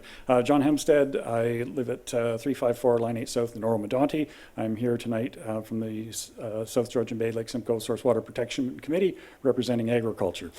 Good evening, Mayor French, council, and attendees. I would like to speak against the green belting aspect with respect to its purpose to protect water.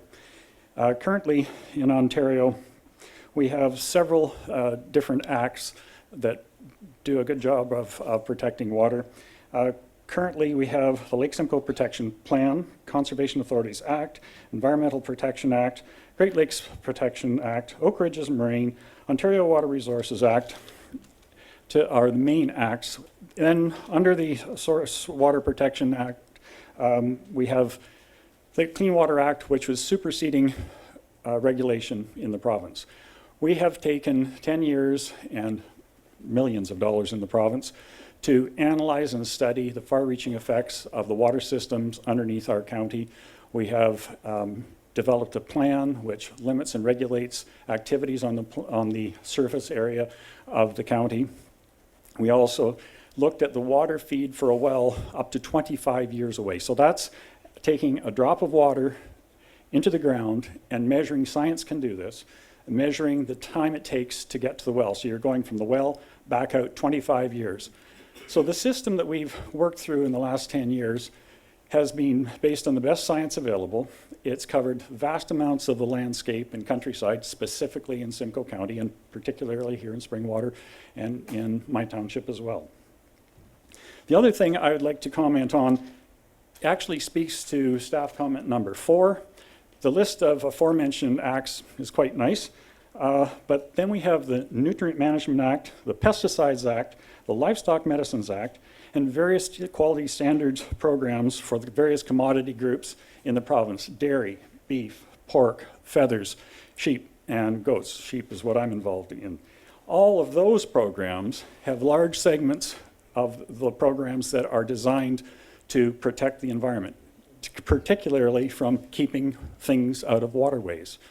So the long list that we have already, we surely don't need another layer of regulatory burden for the agricultural community to have to wade through. Remember, we started environmental work in Ontario far before the tragedy in Walkerton. We, in the Lake Simcoe region, 900 farms took on environmental projects, 1,100 of them, and in those 1,100 projects, farmers put in 6 of their own dollars for every dollar of stewardship money they received from the government. So the farm community is a very strong community and cares very greatly for the environment. So I would like to speak against. Thank you. Thank you. So back to Colin.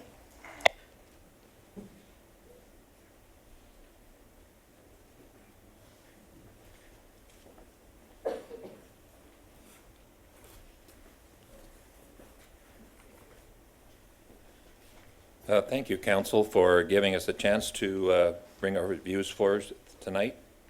One of the things that when you people were elected onto council, you were elected on a mandate to uphold the law and to carry on. And we hope when your term is through, you haven't given away some of that mandate to the Green Belt and the bureaucrats in Toronto. I of course, am speaking against the Green Belt. We as farmers are probably the best conservation people in this room. We have our farms, we raise our families, if we're in the dairy business, we have to have perfect water for our herds. And so we look after our land and we look after our water resources. You as council have all the rules you need right now to control the water. You've got $200,000 going into Nottawasaga Valley. If you've got a problem or a question about water, go and ask them. That's the people that are supposed to be looking after these things. Don't be asking a bunch of bureaucrats in Toronto, because Greenbelt isn't about saving water. It's just a land grab. And I'll give you an example. A relative of mine, George Atkins, who was a longtime CBC commentator, had 2 pieces of land on Bronte Road just north of the Queensway. One he sold to Halton County for their police department. The other he sold to a neighbor at Greenbelt prices. 5 or 6 years later, that piece of property is being released out of Greenbelt. Now, if he sold it for $5,000 or $6,000 an acre, it's now worth millions of dollars. Where's the justice in that? By holding that farmer down to a certain price and then letting developers now reap the benefits of taking that out. I don't mind if settlement areas are froze. That's fine. Just don't bring in a bunch of bureaucrats to try to control what we do out in agriculture. We're independent. We compete every day on prices with our neighbors, everything. We just want to be left alone, and so that we can do our own affairs. And this isn't just Greenbelt. We have the agricultural study and also natural heritage. Everybody's trying to get their finger in Simcoe County and control it. And we don't need it. We have more rules now than we need. Thank you. Thank you. John Spring.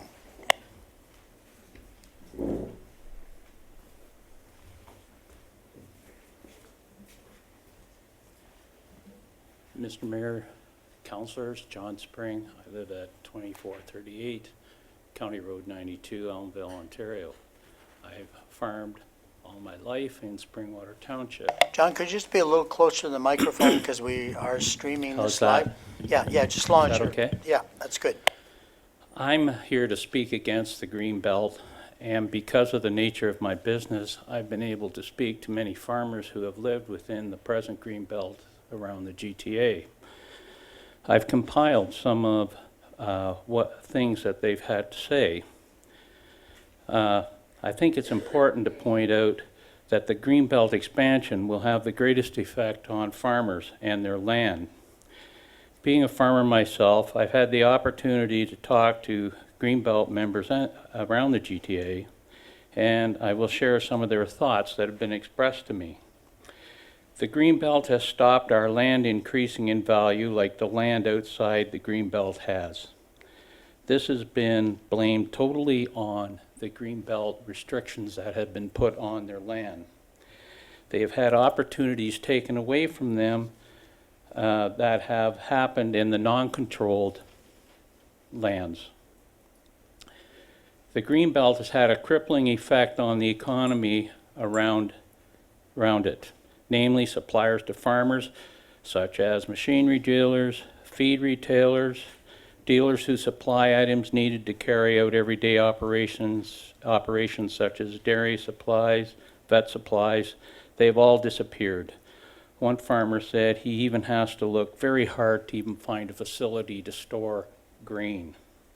In short, the economy has suffered and declined inside the Greenbelt area.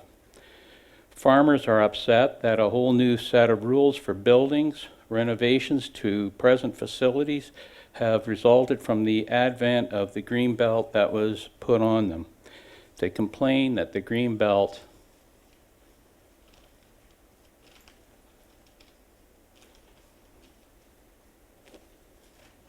seemed to have lost page 3. There we are. Has made it very expensive to expand and very difficult to fit the criteria of the things they want to do. Farmers don't need more expense. It chips away at their ability to compete with others outside of the Greenbelt. In short, they don't like having more legislation that affects their livelihoods. Farmers are businessmen. They want the same playing field as everyone else has in business. The Greenbelt will take that from them, or has taken it from them. Their ability to expand, to become more efficient, has been severely curtailed. This is making them very frustrated. They want the same playing field John, can I ask to to make a wrap it profit. up? Just ask you to wrap it up. Thank you. Yes, okay. John, I think maybe Councillor Austin does have a question. Thank you, Mayor Fritz, through you to Mr. Spring. I'm curious about the comment you made that, and I have your letter in front of you here, Amy. Suppliers have closed their businesses in and around the Greenbelt area because economic vitality has decreased. So in your speech, you seem to state that there's a connection between the Greenbelt down south of us and suppliers closing their business. I'm trying to understand what that connection is, how those closing of suppliers can be related to. Farmers in the Greenbelt have stated to me that they are losing their efficiency, which is causing them to have to curtail some of their operations, which is decreasing the vitality of the economy in the area. This has been greatly reflected in, say, machinery dealerships, animals, veterinarians have moved from the area or had to expand their area. Thank you. Supplementary, Mayor French. I'm still trying to understand why the Greenbelt designations have affected the efficiency of the farms in that Greenbelt. They've got layers, more layers of legislation or rules to build buildings. Their land has been driven down in cost compared to land outside of the Greenbelt, which makes it more difficult for them to obtain financing. The Greenbelt itself has affected their ability by lenders who are leery of the Greenbelt because of its controls on land value to give them loans. Okay, thank you. Thank you, John. Ann Ritchie Naos.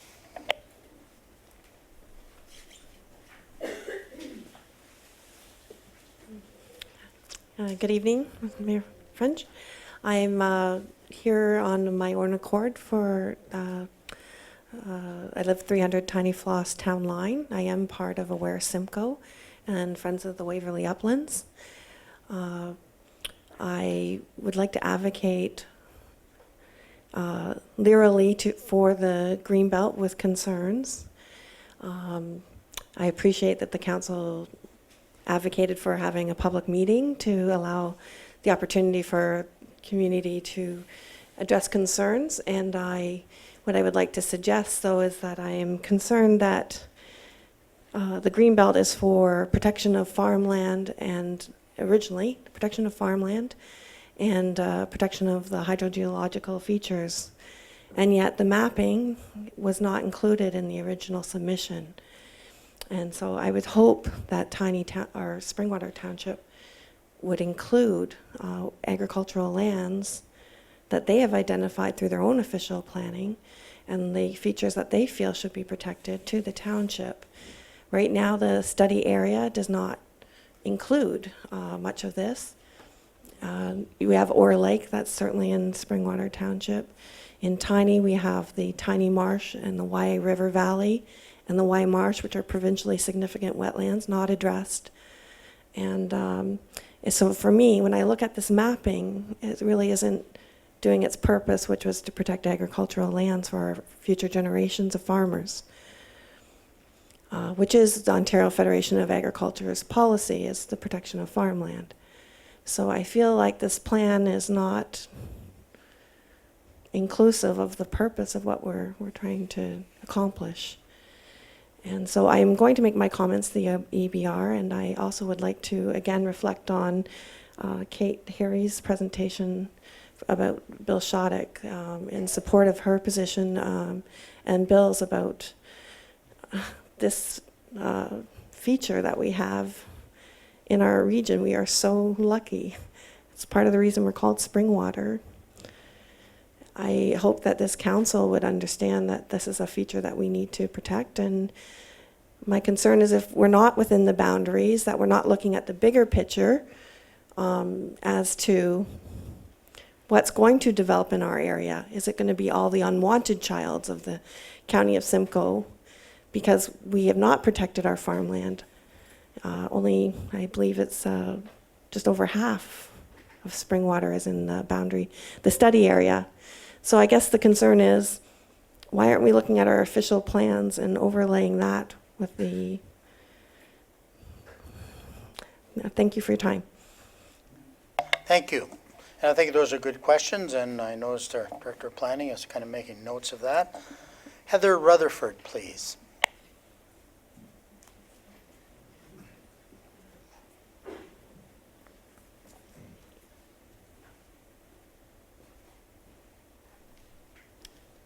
Mayor and Council and staff. My name's Heather Rutherford, 1484 Floss Road 3 East, Phelpston. And I'm here, I've been requested to speak for Friends of Simcoe Forest in regards to the Greenlands initiative presented by the province. And simply, it's about time. Water, resources, and environment are all related. As we advance in our society, the importance of clean air, clean water, and the interaction of our society with recognition that these elements are necessary for the survival of all. We're talking about our future and the future of our children and grandchildren. It is the responsibility of our elected governing councils and governments to ensure that development and growth takes place in the best locations and involve the least negative impacts on areas of their jurisdiction by providing restrictions and allocations suitable for conservations of our lands, forests, and waterways. There are provincial policy statements that give the guidelines for our decision makers to follow, but they get lost in the presence of development to the detriment of our environment. By providing a clear delineated protection in the form of greenlands, future generations can be assured that their water resources, forests, and agricultural lands will be preserved and cherished. In the 30s, Simcoe County's caretakers understood what negative effects development was having on the landscape from the removal of forests and started a program to reintroduce forests throughout the county. These forests were cultivated to stop the erosion of soils by wind and water, and have continued to be a positive source of protection for soils, water, wildlife, and the environment in general. Although the county indicates they are continuing to cultivate this philosophy, several forests have been removed and industrial-type uses have been integrated into the landscape. Presently, the Freel Tract is being allocated for a major long-term waste and organic facility for Simcoe County, which will adversely affect the wetlands, wildlife, and the forest immediately in the location and neighboring properties. The outfall from this forest drains directly into the ravines next to the property, which carries the waters of the Matheson Creek, a cold water stream. When the county is looking for new industrial uses, it appears that county forests are first on the table. Despite zoning or official plans, cheap real estate in the form of already owned forests come to the forefront. These forests provide more to the members of the community than timber value or recreational uses, but rather environmental, wildlife habitat, and manufacturers of fresh air and clean water. Wetlands traditionally have held rain in times of flooding to eventually be released into the life-providing system of our aquifers. Unfortunately, it appears that our system of protecting our forests and environment is failing us in Simcoe County when we concentrate the value of woodlands Heather, can I ask you to wrap it up? Economic plundering rather than nature's gift. The designation of Greenland policies in Simcoe County may have implications, especially to develop, but the value to all of us is a positive step in protecting our environment and will outweigh these in the end. Thank you. Thank you. Sandy Agnew.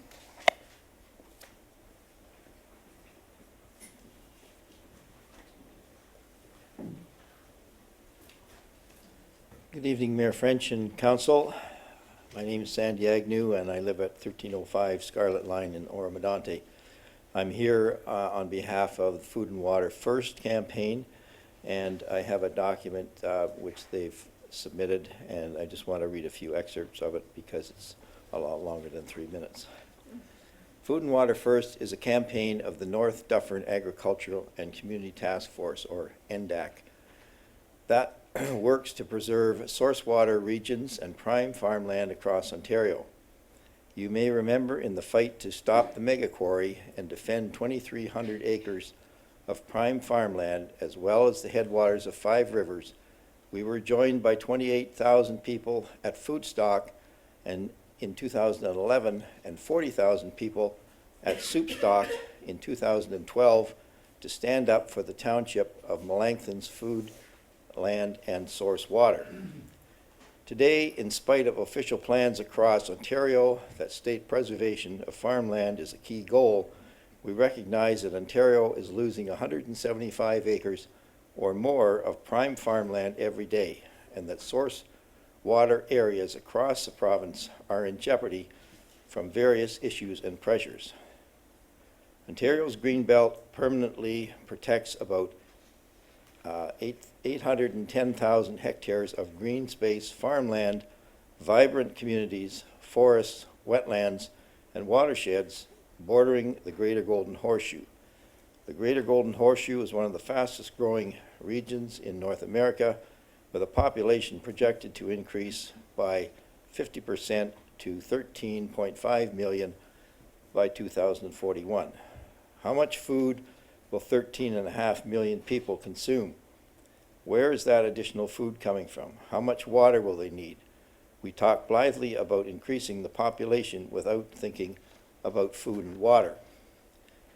The current proposal to potentially expand the Greenbelt is focused on water recharge and discharge areas, moraines, cold water, streams, and wetlands, being called the Blue Belt.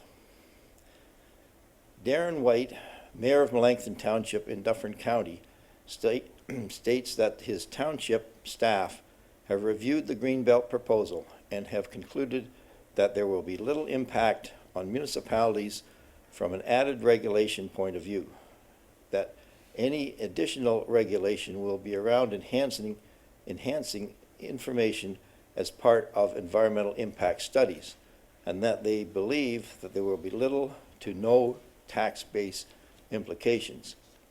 Similarly, they state that there will Can be I ask you to wrap it up, Sandy? In conclusion, Food and Water First stands prepared to work with and support you and the province in the development of a Green Belt, Blue Belt plan that serves the greater good for everyone today and far into the future. And it's signed by Brian Bell, Chair of Food and Water First. Thank you. Thank you very much. Bernard Pope.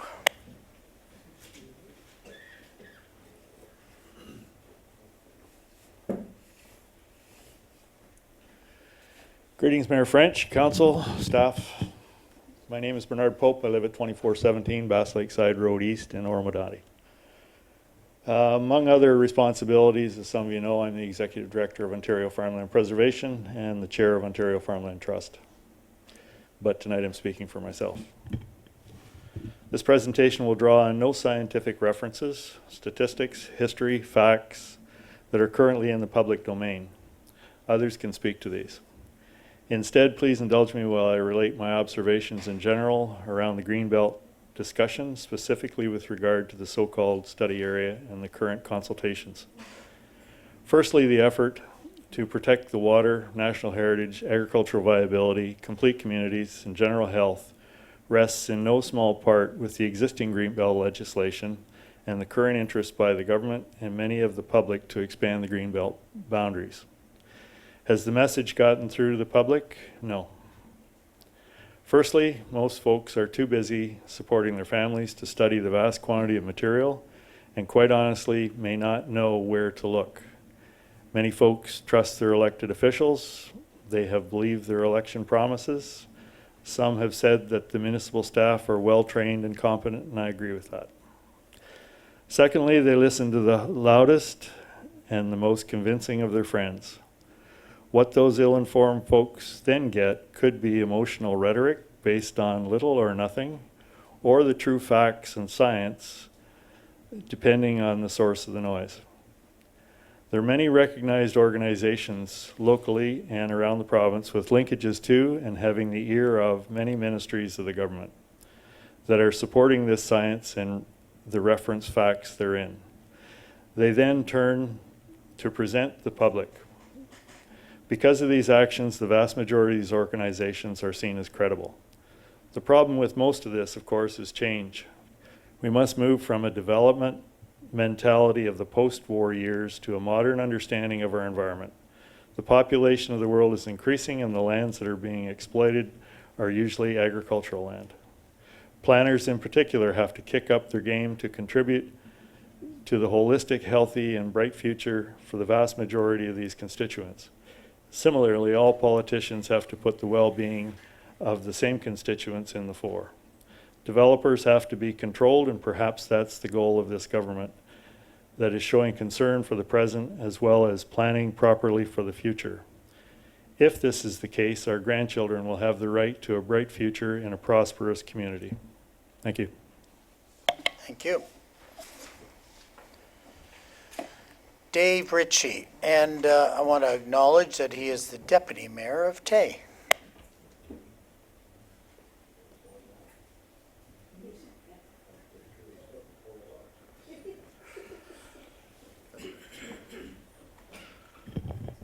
Well, thank you, Your Worship, Council, ladies and gentlemen. I've got several hats. I come from 1201 Rumney Road, Tay, but I'm also here as a source water rep, and that's my two counterparts have come and spoke. I think what we've got to appreciate here is back a number of years ago, the province committed to protecting drinking water sources across the province. We were on a committee that started at the top end of Toronto all the way up to Black River, Giant's Tomb. We're the largest source water committee in all of Ontario. We had over 21 people from all walks of life. Colin, John, and myself were the three ag reps. And I think what we've got to make clear here is the three of us worked very diligently over the last 12 years to protect two things: farmers' rights and farmland. When Colin spoke about the bureaucrats and stuff laying down policy, we engaged them on a one-on-one. Unfortunately, our own ministry was no help to us. We had to deal directly with the MOE, and we had a good dialogue with those people and still do. But I think what we've got to remember here is these policies were made by people on the ground in the community, and we worked very hard to make them fair so that everybody got treated, and we have things in place. This is a living document. This just doesn't go away with a piece of legislation. There's risk management inspectors, there's risk management officers, and there's people in each community that is recording, taking data, and it's sent to the MOE. So it's not as if we've abandoned everything, and I think this flies in the face of the whole question here. We ask why the province is doing this. Other than the fact that maybe they're catering to some of the environmental groups and all the rest of it across the province, we don't know. But at the end of the day, we've done due diligence in rural community.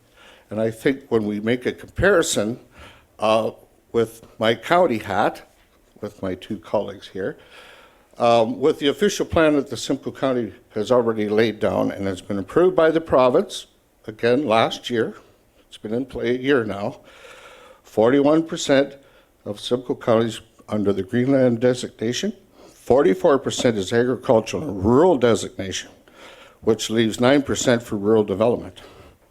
So the county's got all of these acts, Lake Simcoe, conservation, source water, to name the top three, are already entrenched in that legislation and whatnot. To go down that road and change all of this around is going to fly in the face of the official plan of the county as well. So thank you for your opportunity to speak, Your Worship, Council. But I think it's clear to know that the farming community has done their due diligence. Thank you. Thank you. Cindy Mercer.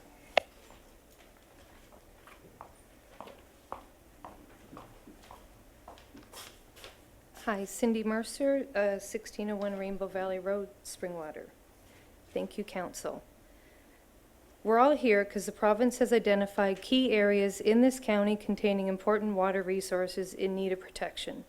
Springwater boasts an impressive amount of these resources within our boundaries.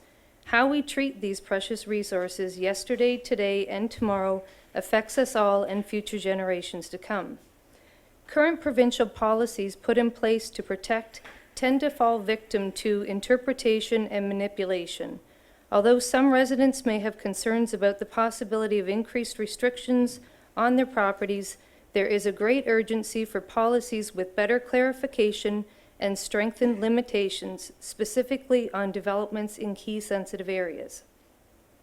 The county's proposed Environmental Resource Recovery Center preferred site is within the Greenbelt Expansion Study Area. Specifically, the property is in Area 4, the Oro Moraine. There are important natural heritage and water resources on and adjacent to the county's ERRC preferred site. Our forests play a very important role in helping to manage flooding. This forest drains to the Matheson Creek, which flows to the Minnesing wetland. It's been identified as a significant woodlot with significant wildlife.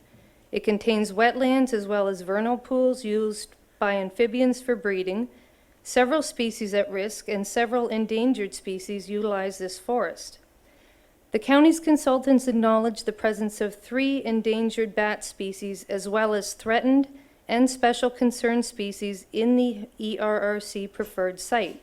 However, it appears through the county's consultants' reports that the intention is not to protect this habitat, but rather to offer mitigation measures to somewhat compensate for altering the natural features of this forest. Some of these mitigation measures include the removal of bat snags during hibernation season, installation of bat boxes and snag poles, amphibian tunnels with drift nets to facilitate salamander crossing, limiting daily construction and facility operating hours, and stop work to allow wildlife to passively move out of the construction zone. It appears the county's consultant's solution for the multiple environmental constraints on this site is merely mitigation, which they interpret themselves will have no negative impacts.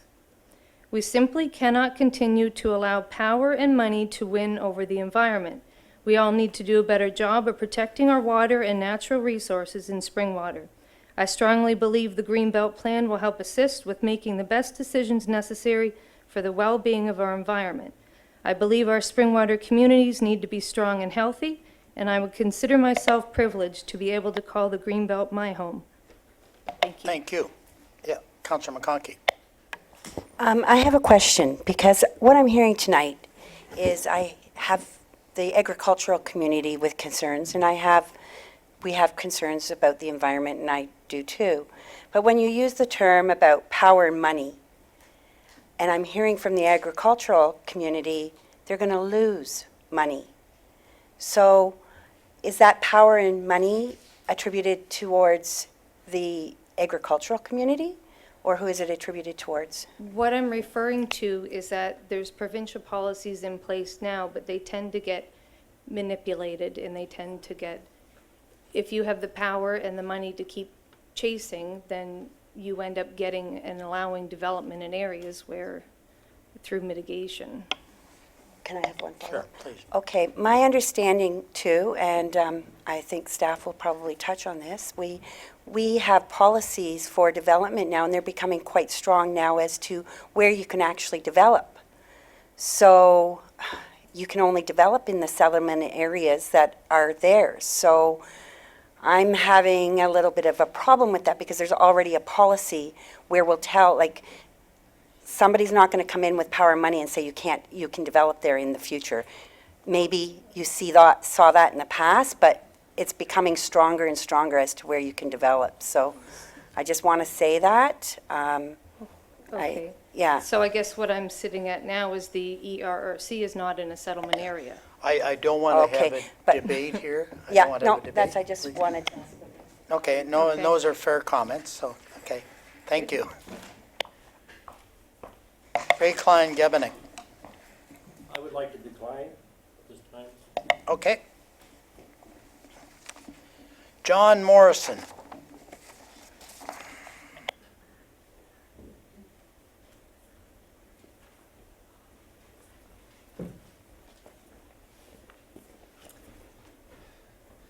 Thanks, Mayor and Council. I'm an outsider. I'm from the south end of ESSA. I have to speak against the green belt. As your staff comments made earlier, I think there's enough rules and regulations in place. If they're acted upon, you wouldn't need this green belt at all. I think there's other municipalities in Ontario wish they had the problems that we did. There's rural schools closing because they don't have enough people in the area to house those schools. There's places down in southwestern Ontario, which I think is a great area. They can't improve their infrastructure because they don't have a tax base. I think we're very lucky here in Simcoe County. I've traveled quite a bit, and every time I come home, I think it's the best place around to live. We don't live too far from Toronto. We have all the sports teams, all the theaters. We don't have to go too far north. We've got one of the best ski hills in Ontario. We've got one of the longest freshwater beaches in Ontario. So why wouldn't everybody want to move to Simcoe County? It's a great spot to live. We got everything here. And we got rules and regulations already in place, so we don't need any more with this green belt. Thank you very much for your time. Thank you, John. Paul Maurice.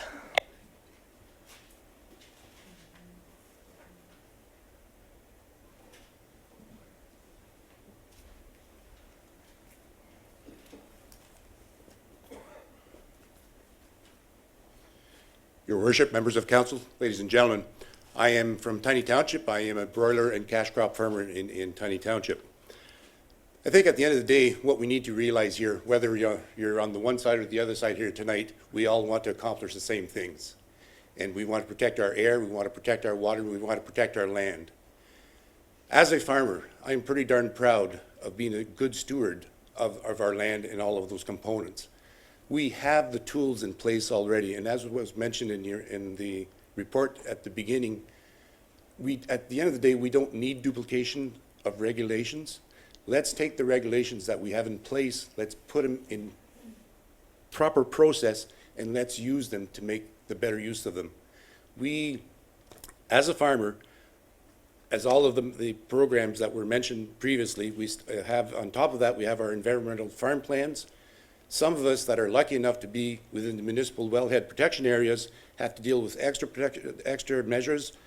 We have all the regulations in place. Please do not put any more in to add to our list.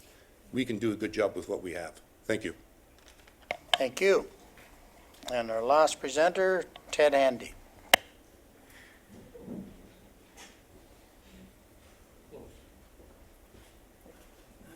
So is that Ted or Jed? It's Jed. Okay, my apologies. Ted Handy's an architect, and he makes a lot more money than I do. Your Worship, members of the council, interested parties, I'm I guess you'd call me a retired hobby farmer, although anyone who's ever farmed knows it's more than just a hobby. I have 3 properties, and I'm wondering how many in here are in the same boat as me that are just sort of on the cusp of settlement areas.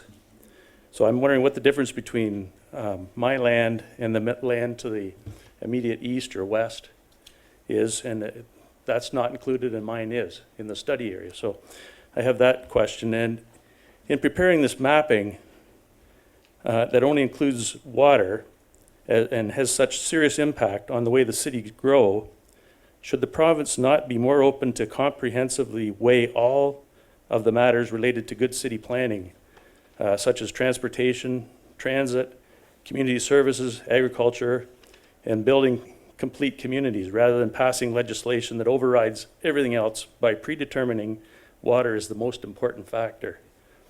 They're painting the entire area with a broad stroke, and I don't think that they've paid enough attention to what the actual features of the area are. Thank you. Thank you. Okay, I'm going to turn to council now. First of all, I have to get a resolution on the table so we can obviously have a lively discussion. And of course, we're kind of receiving the report that Mr. Spagno gave us. And we're asking them to submit the township comments to the EBR on our behalf. So that's what the motion, so we can have a mover and a seconder. Richie Coughlin. So I'll read the motion, then we'll have our discussion.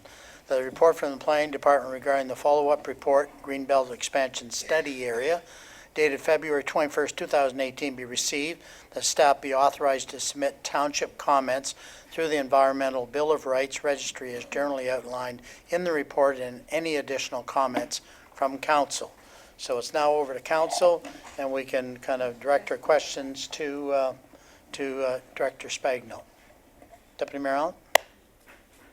Thank you, Mayor French, through you, and thank you everybody for attending and for the good comments and questions, discussion points of view tonight. Director Spagno, I know you went to the meeting that the province put on. The county was there. I believe it was the first of the month with other planners. The recommendation number 7, waiting until the MCR is completed, and I believe you estimate that could be 5 to 10 years. How realistic is that? And what was the government's perspective? That must have come up in discussion. What do you think their time frame is to move this along from study area to proposed revised boundaries to their next steps. Director Spagno? Thank you, Mayor French, through you to Deputy Mayor Allen. I guess first, to answer your first question with respect to clarification on the timing, the municipal comprehensive review that the county is going to undertake could range anywhere from 2 to 4 years. From an implementation standpoint, what the county would then have to do is go through an official plan update, which could take additional time. So that's where you're getting timeframes. Unfortunately, at this point in time, we don't necessarily have a specific timeline that's been identified by the ministry for when they're going to land on a position with respect to establishing a greenbelt boundary. So I would have to say that from a timing perspective, things are pretty much in the air. So there's speculation that it may be in a year that they bring something forward with a draft boundary. It could be 2 years, but we just don't have that information as we sit right now. As far as the comment about the establishment of the greenbelt being premature to the municipal comprehensive review, those comments were raised on a number of occasions by a few of the planners in the room. The province really didn't provide any feedback as to whether or not they were going to carry any weight with that, or whether or not they felt that was something that they could run with. It was really a consultation among planners within the county, within other different regions and counties affected. So there really wasn't any direction provided by the province as to the timing of when this would be rolled out, or whether or not they would weigh in, or whether or not they thought it was a good idea to wait until the county's municipal comprehensive review was completed.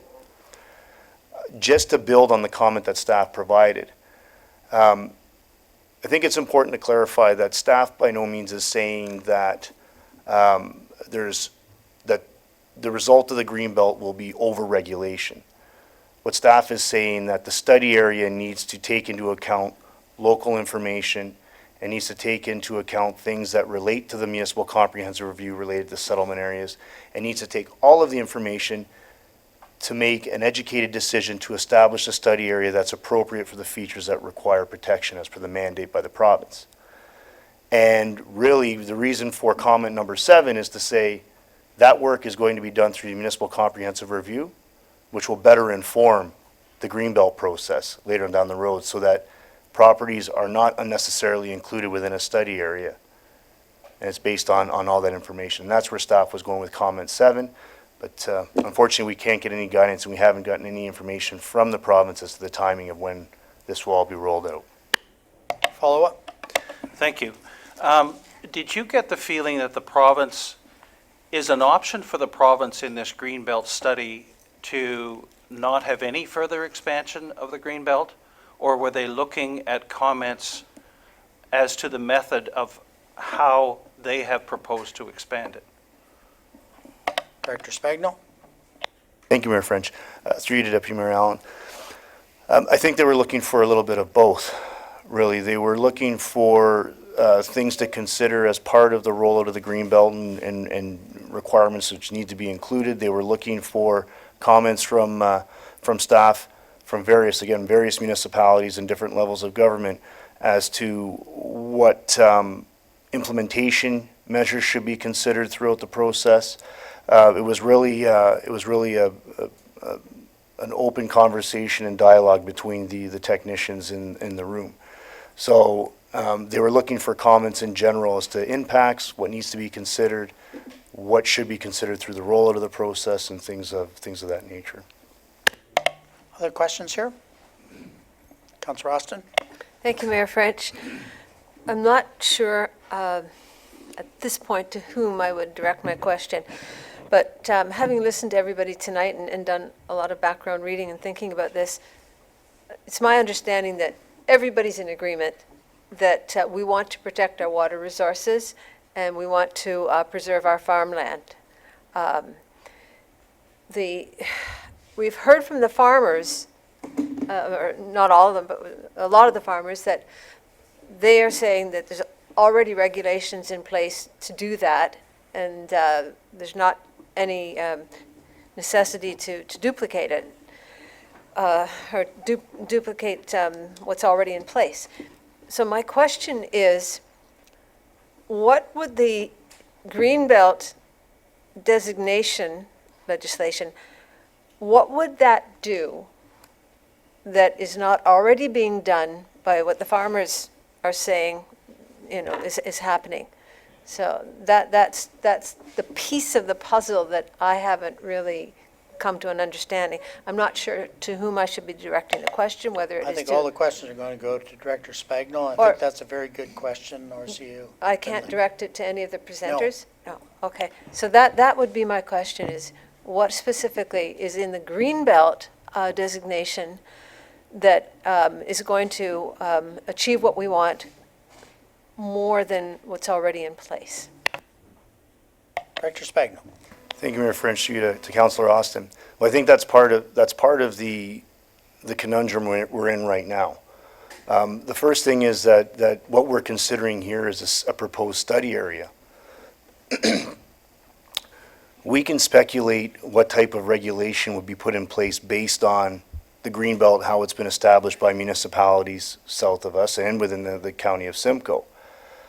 But unfortunately, at this point in time, we don't know what type of specific regulation could be applied to the expanded Greenbelt into Springwater Township or some of the neighboring municipalities.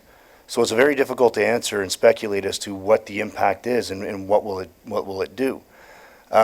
Based on my understanding of the Greenbelt and other places, there's a variation of policies that have been established which regulate specific uses, which regulate location of buildings and things of that nature.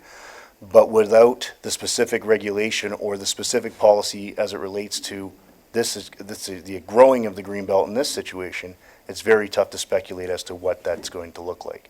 Because now we're being asked to comment on a study area. Yeah, and I think that, and I'm going to go to Councillor Ritchie, or sorry, I think Councillor McConkey had her hand up first, and then I'll come to Councillor Ritchie. Councillor McConkey? Similar question as Councillor Austin, but I'm going to look at the menacing wetland. So do you see that there's any better protection of the menacing wetlands when you look at this Greenbelt policy? Director Spagno? Thank you, Mayor French, to Councillor McConkey. Yes, I think that there is more protection when the Greenbelt does blanket over certain features. However, I mean, when you talk about the menacing wetland, it is also covered under the majority of natural heritage mapping, which means from a land use perspective, it's very difficult to do anything in that area because it is recognized. I think it's, and I know that there's a few people here who can correct me on this, but I believe it's an international biosphere because you don't find something of that significance in too many places. So it is recognized from a natural heritage standpoint. The Greenbelt, I would say, does add additional protections on that. And I could say, generally speaking, that the Greenbelt provides a little bit more forceful protection over features when it has identified certain areas that require protection. Councillor Ritchie. Thank you, Mayor French, and I'd like to thank everyone coming tonight. It's good to see everybody come out. The question for the Director of Planning, and all the information that I've read, and I've read this thing over I don't know how many times, is they talk about all the benefits, but then they talk about natural heritage mapping. Who does that mapping? That's the question. Director Spagno. Thank you, Mayor French. To Councillor Ritchie. Generally speaking, the Ministry of Natural Resources deals with natural heritage mapping at the provincial level. However, there's various layers of mapping that are brought in through the planning policy regime. So just recently, I noted that the agricultural systems area mapping was released by the province. The natural heritage mapping was released by the province. You heard tonight that there was Greenlands mapping that has been prepared by the county of Simcoe. So there's multiple layers of mapping that can be created to deal with natural heritage features, but typically it's the Ministry of Natural Resources that identifies those natural heritage features. And who, thank you, Mayor French. So if the mapping's done, who enforces the mapping? Director Spagno. Thank you, Mayor French, through you to Councillor Ritchie. Really, it becomes an exercise where all of the municipal documents have to be brought to be into conformity with that mapping and with the policies that go along with it. So it really does fall on the local municipalities or the conservation authorities to enforce any violations of any regulations or rules for degrading any of those natural heritage features. Keep going. So let's just do a role play here. I'm a farmer. I want to put a shed up. And I go to the building department. They say, no, you got to go to the Conservation Authority. So I go to the Conservation Authority, and they pull out their maps, which they don't give us. And by the way, we pay them $200,000 a year.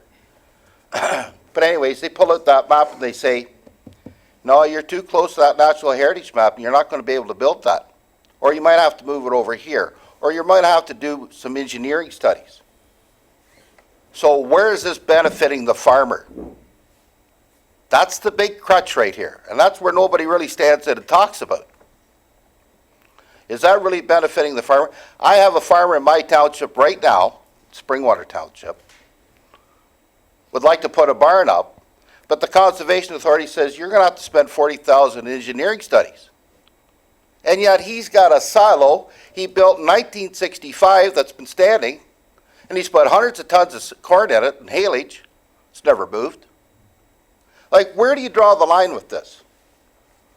We protect our water, our resources, and everything. But another layer of legislation, I don't blame the farmer. I'm a farmer myself. I'm a little farmer, but I'm still a farmer. And I have a wet farm. And I tile drained it all. And I have so much water coming out of there, and good water too.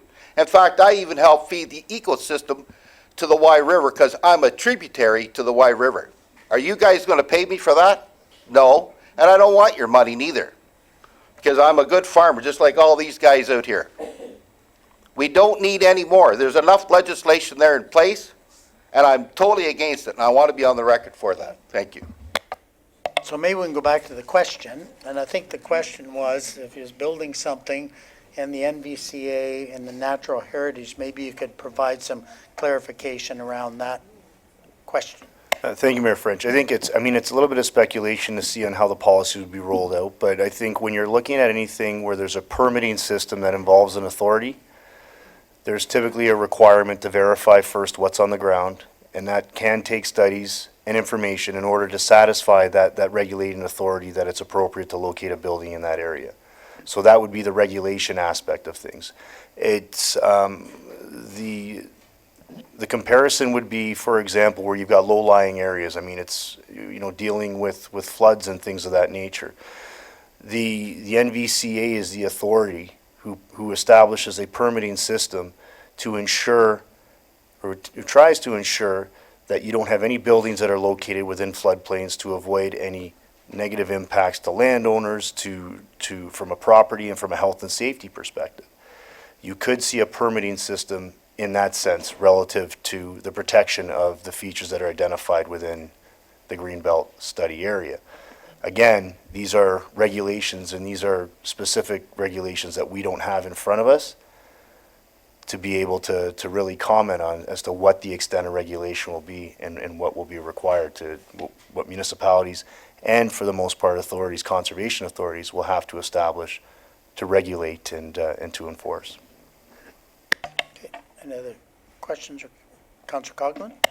Thank you, Mayor French. I think for myself anyway, I agree with the rest of council that everyone wants to preserve and protect.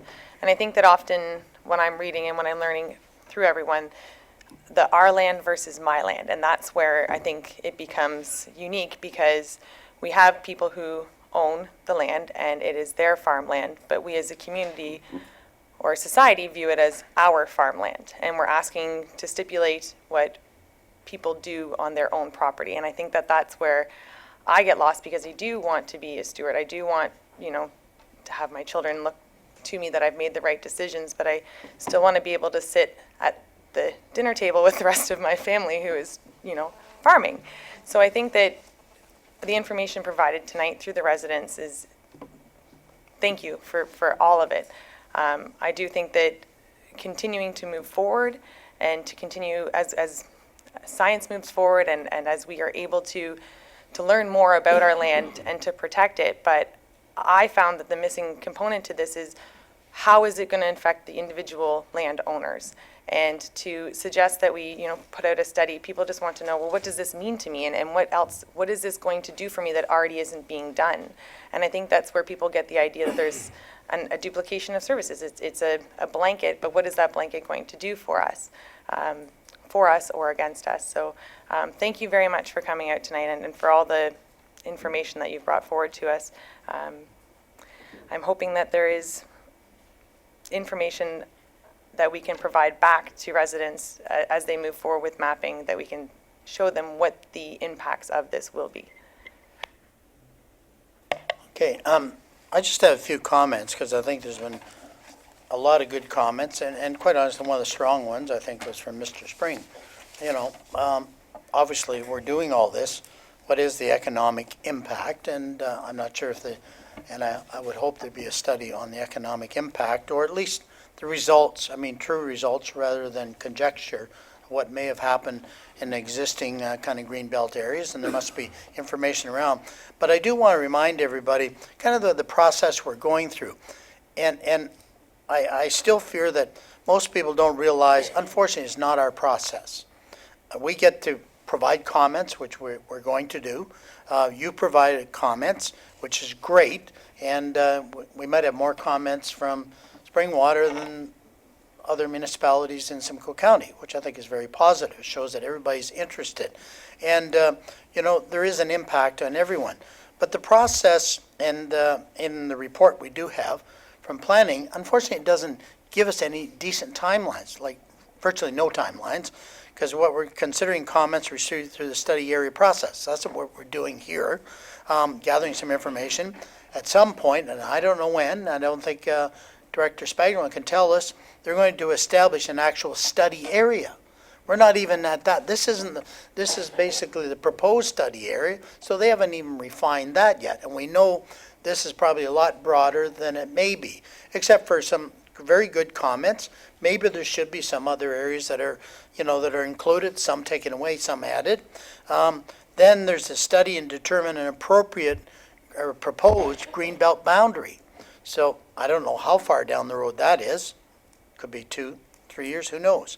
Then they have a draft, and then we come back, and I think that's where we really do get down to the nitty gritty, where, you're a landowner, and it's going to affect my property in this way. What can we do to mitigate it? Or what can we do with the legislation? Because the reality is, the Greenbelt has been around since 2005. And so I kind of read the book and read the act, and it's been around from 2005, and part of the deal was every 10 years they'd look at it. And even from the very beginning, they said they were going to expand it. Quite honestly, they did the original Greenbelt to stop kind of the, influx of kind of urban sprawl into Simcoe County. That was the purpose of it. Didn't succeed very long because people leapfrogged over it. But the reality is, I just want to emphasize that, we did this meeting to gather your thoughts, and I hope you appreciate this council's willingness to hear your thoughts and just say, instead of just rubber stamping another report, this council's been pretty good at not rubber stamping reports. But the one thing I would like to certainly see is kind of, some emphasis on, what is the kind of the economic impact of the Greenbelt, I guess, on agriculture, because the rest of it is industrial lands, and they're a small percentage of it anyways. But I'd definitely like to see somehow that included in our comments going forward. But there was also another good question, if I can find it where I wrote it down. And I know there's an easy answer to it, but I'm going to go to Director Spagnuolo. Basically, why was that area chosen for the proposed study area? Director Spagnuolo. Thank you, Mayor French. So firstly, just to say that map there is just, it's it's from the original mapping that was provided by the ministry.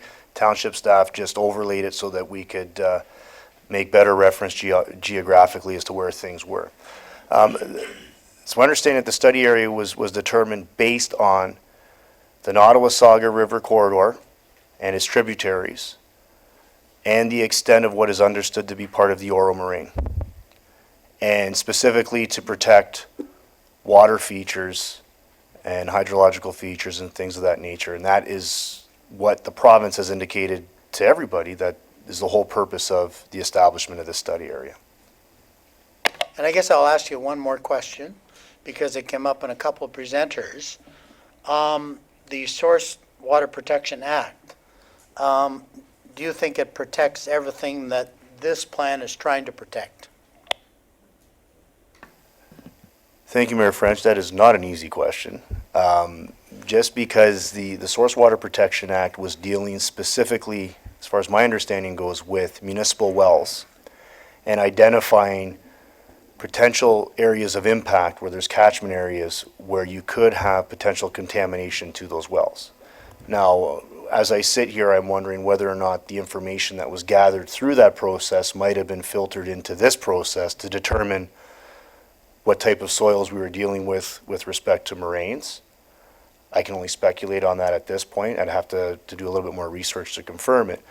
But it's my understanding that source water protection deals with specifically municipal wells and establishes a catchment area where it identifies areas of impact that need to be protected, which may not spread across as vast a geography as what's being proposed through this study area.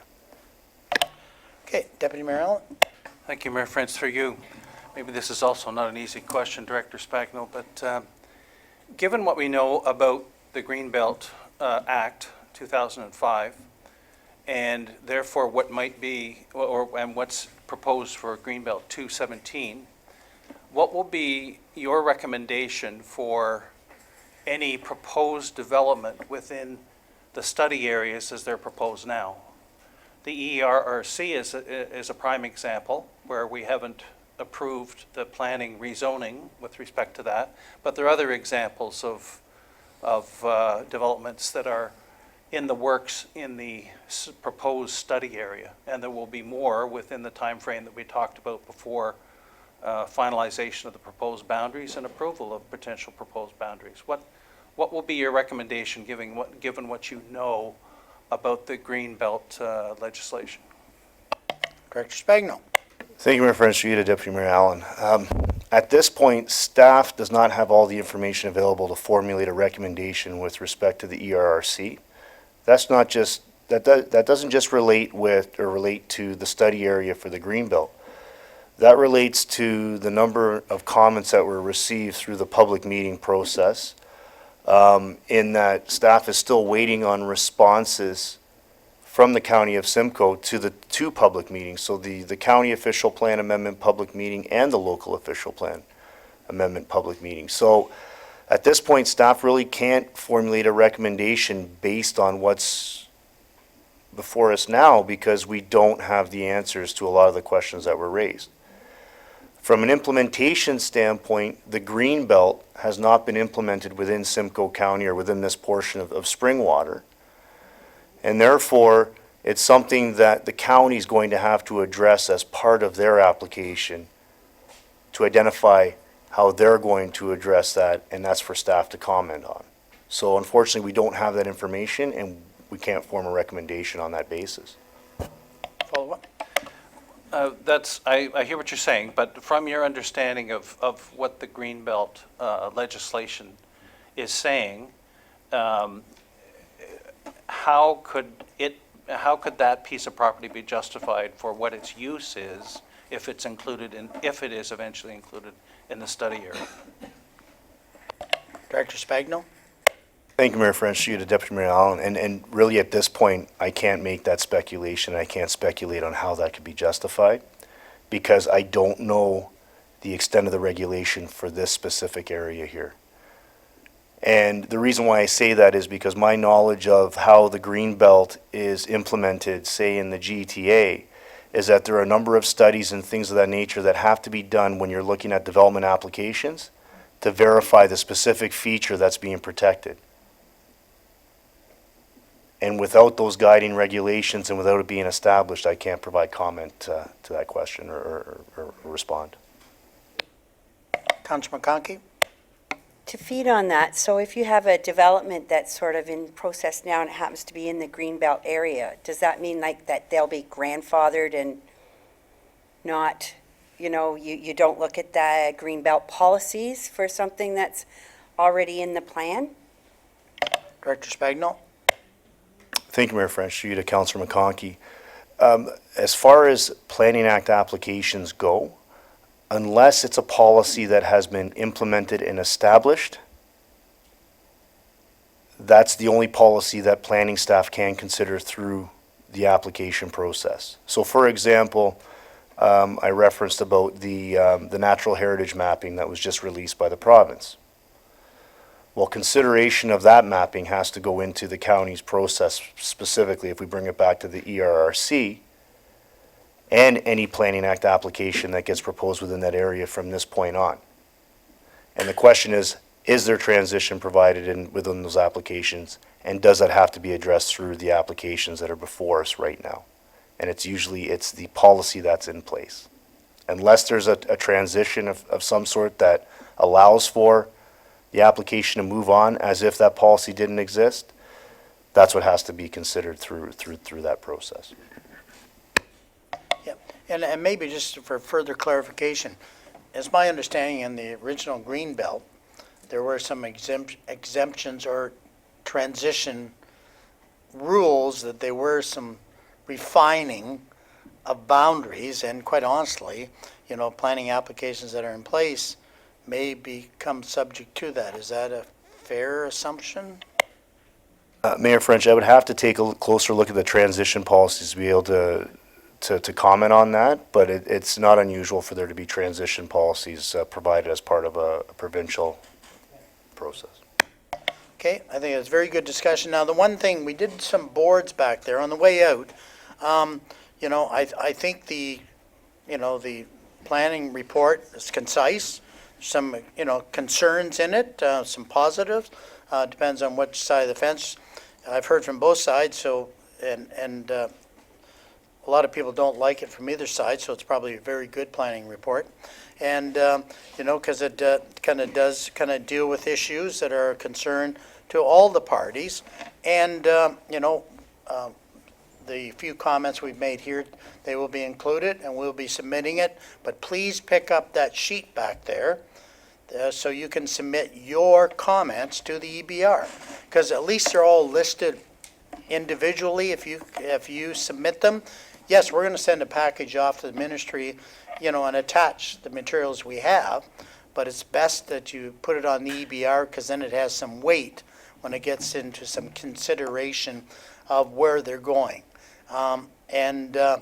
This is going to be a long process, and I'm sure we'll have you back again. And I really do appreciate everyone coming out, spending the time, being respectful of each other, and giving us some very kind of good ideas and thoughts and things that we do have to digest and not threaten too many times, which really makes it more comfortable for us being up here. But anyway, yeah. So we do appreciate your input, and it's great to hear everybody else's opinion, because that's what makes us a democracy. So thank you. And so I have a resolution here, and I'll read it. Moved by Ritchie and seconded by Coughlin, that the report from the Planning Department regarding the follow-up report Greenbelt Expansion Study Area dated February 21st, 2018 be received. The staff be authorized to submit township comments through the Environmental Bill of Rights, EBR, registry, as generally outlined in the report, and any additional comments from council which we provide. All those in favor? Carried. Thank you.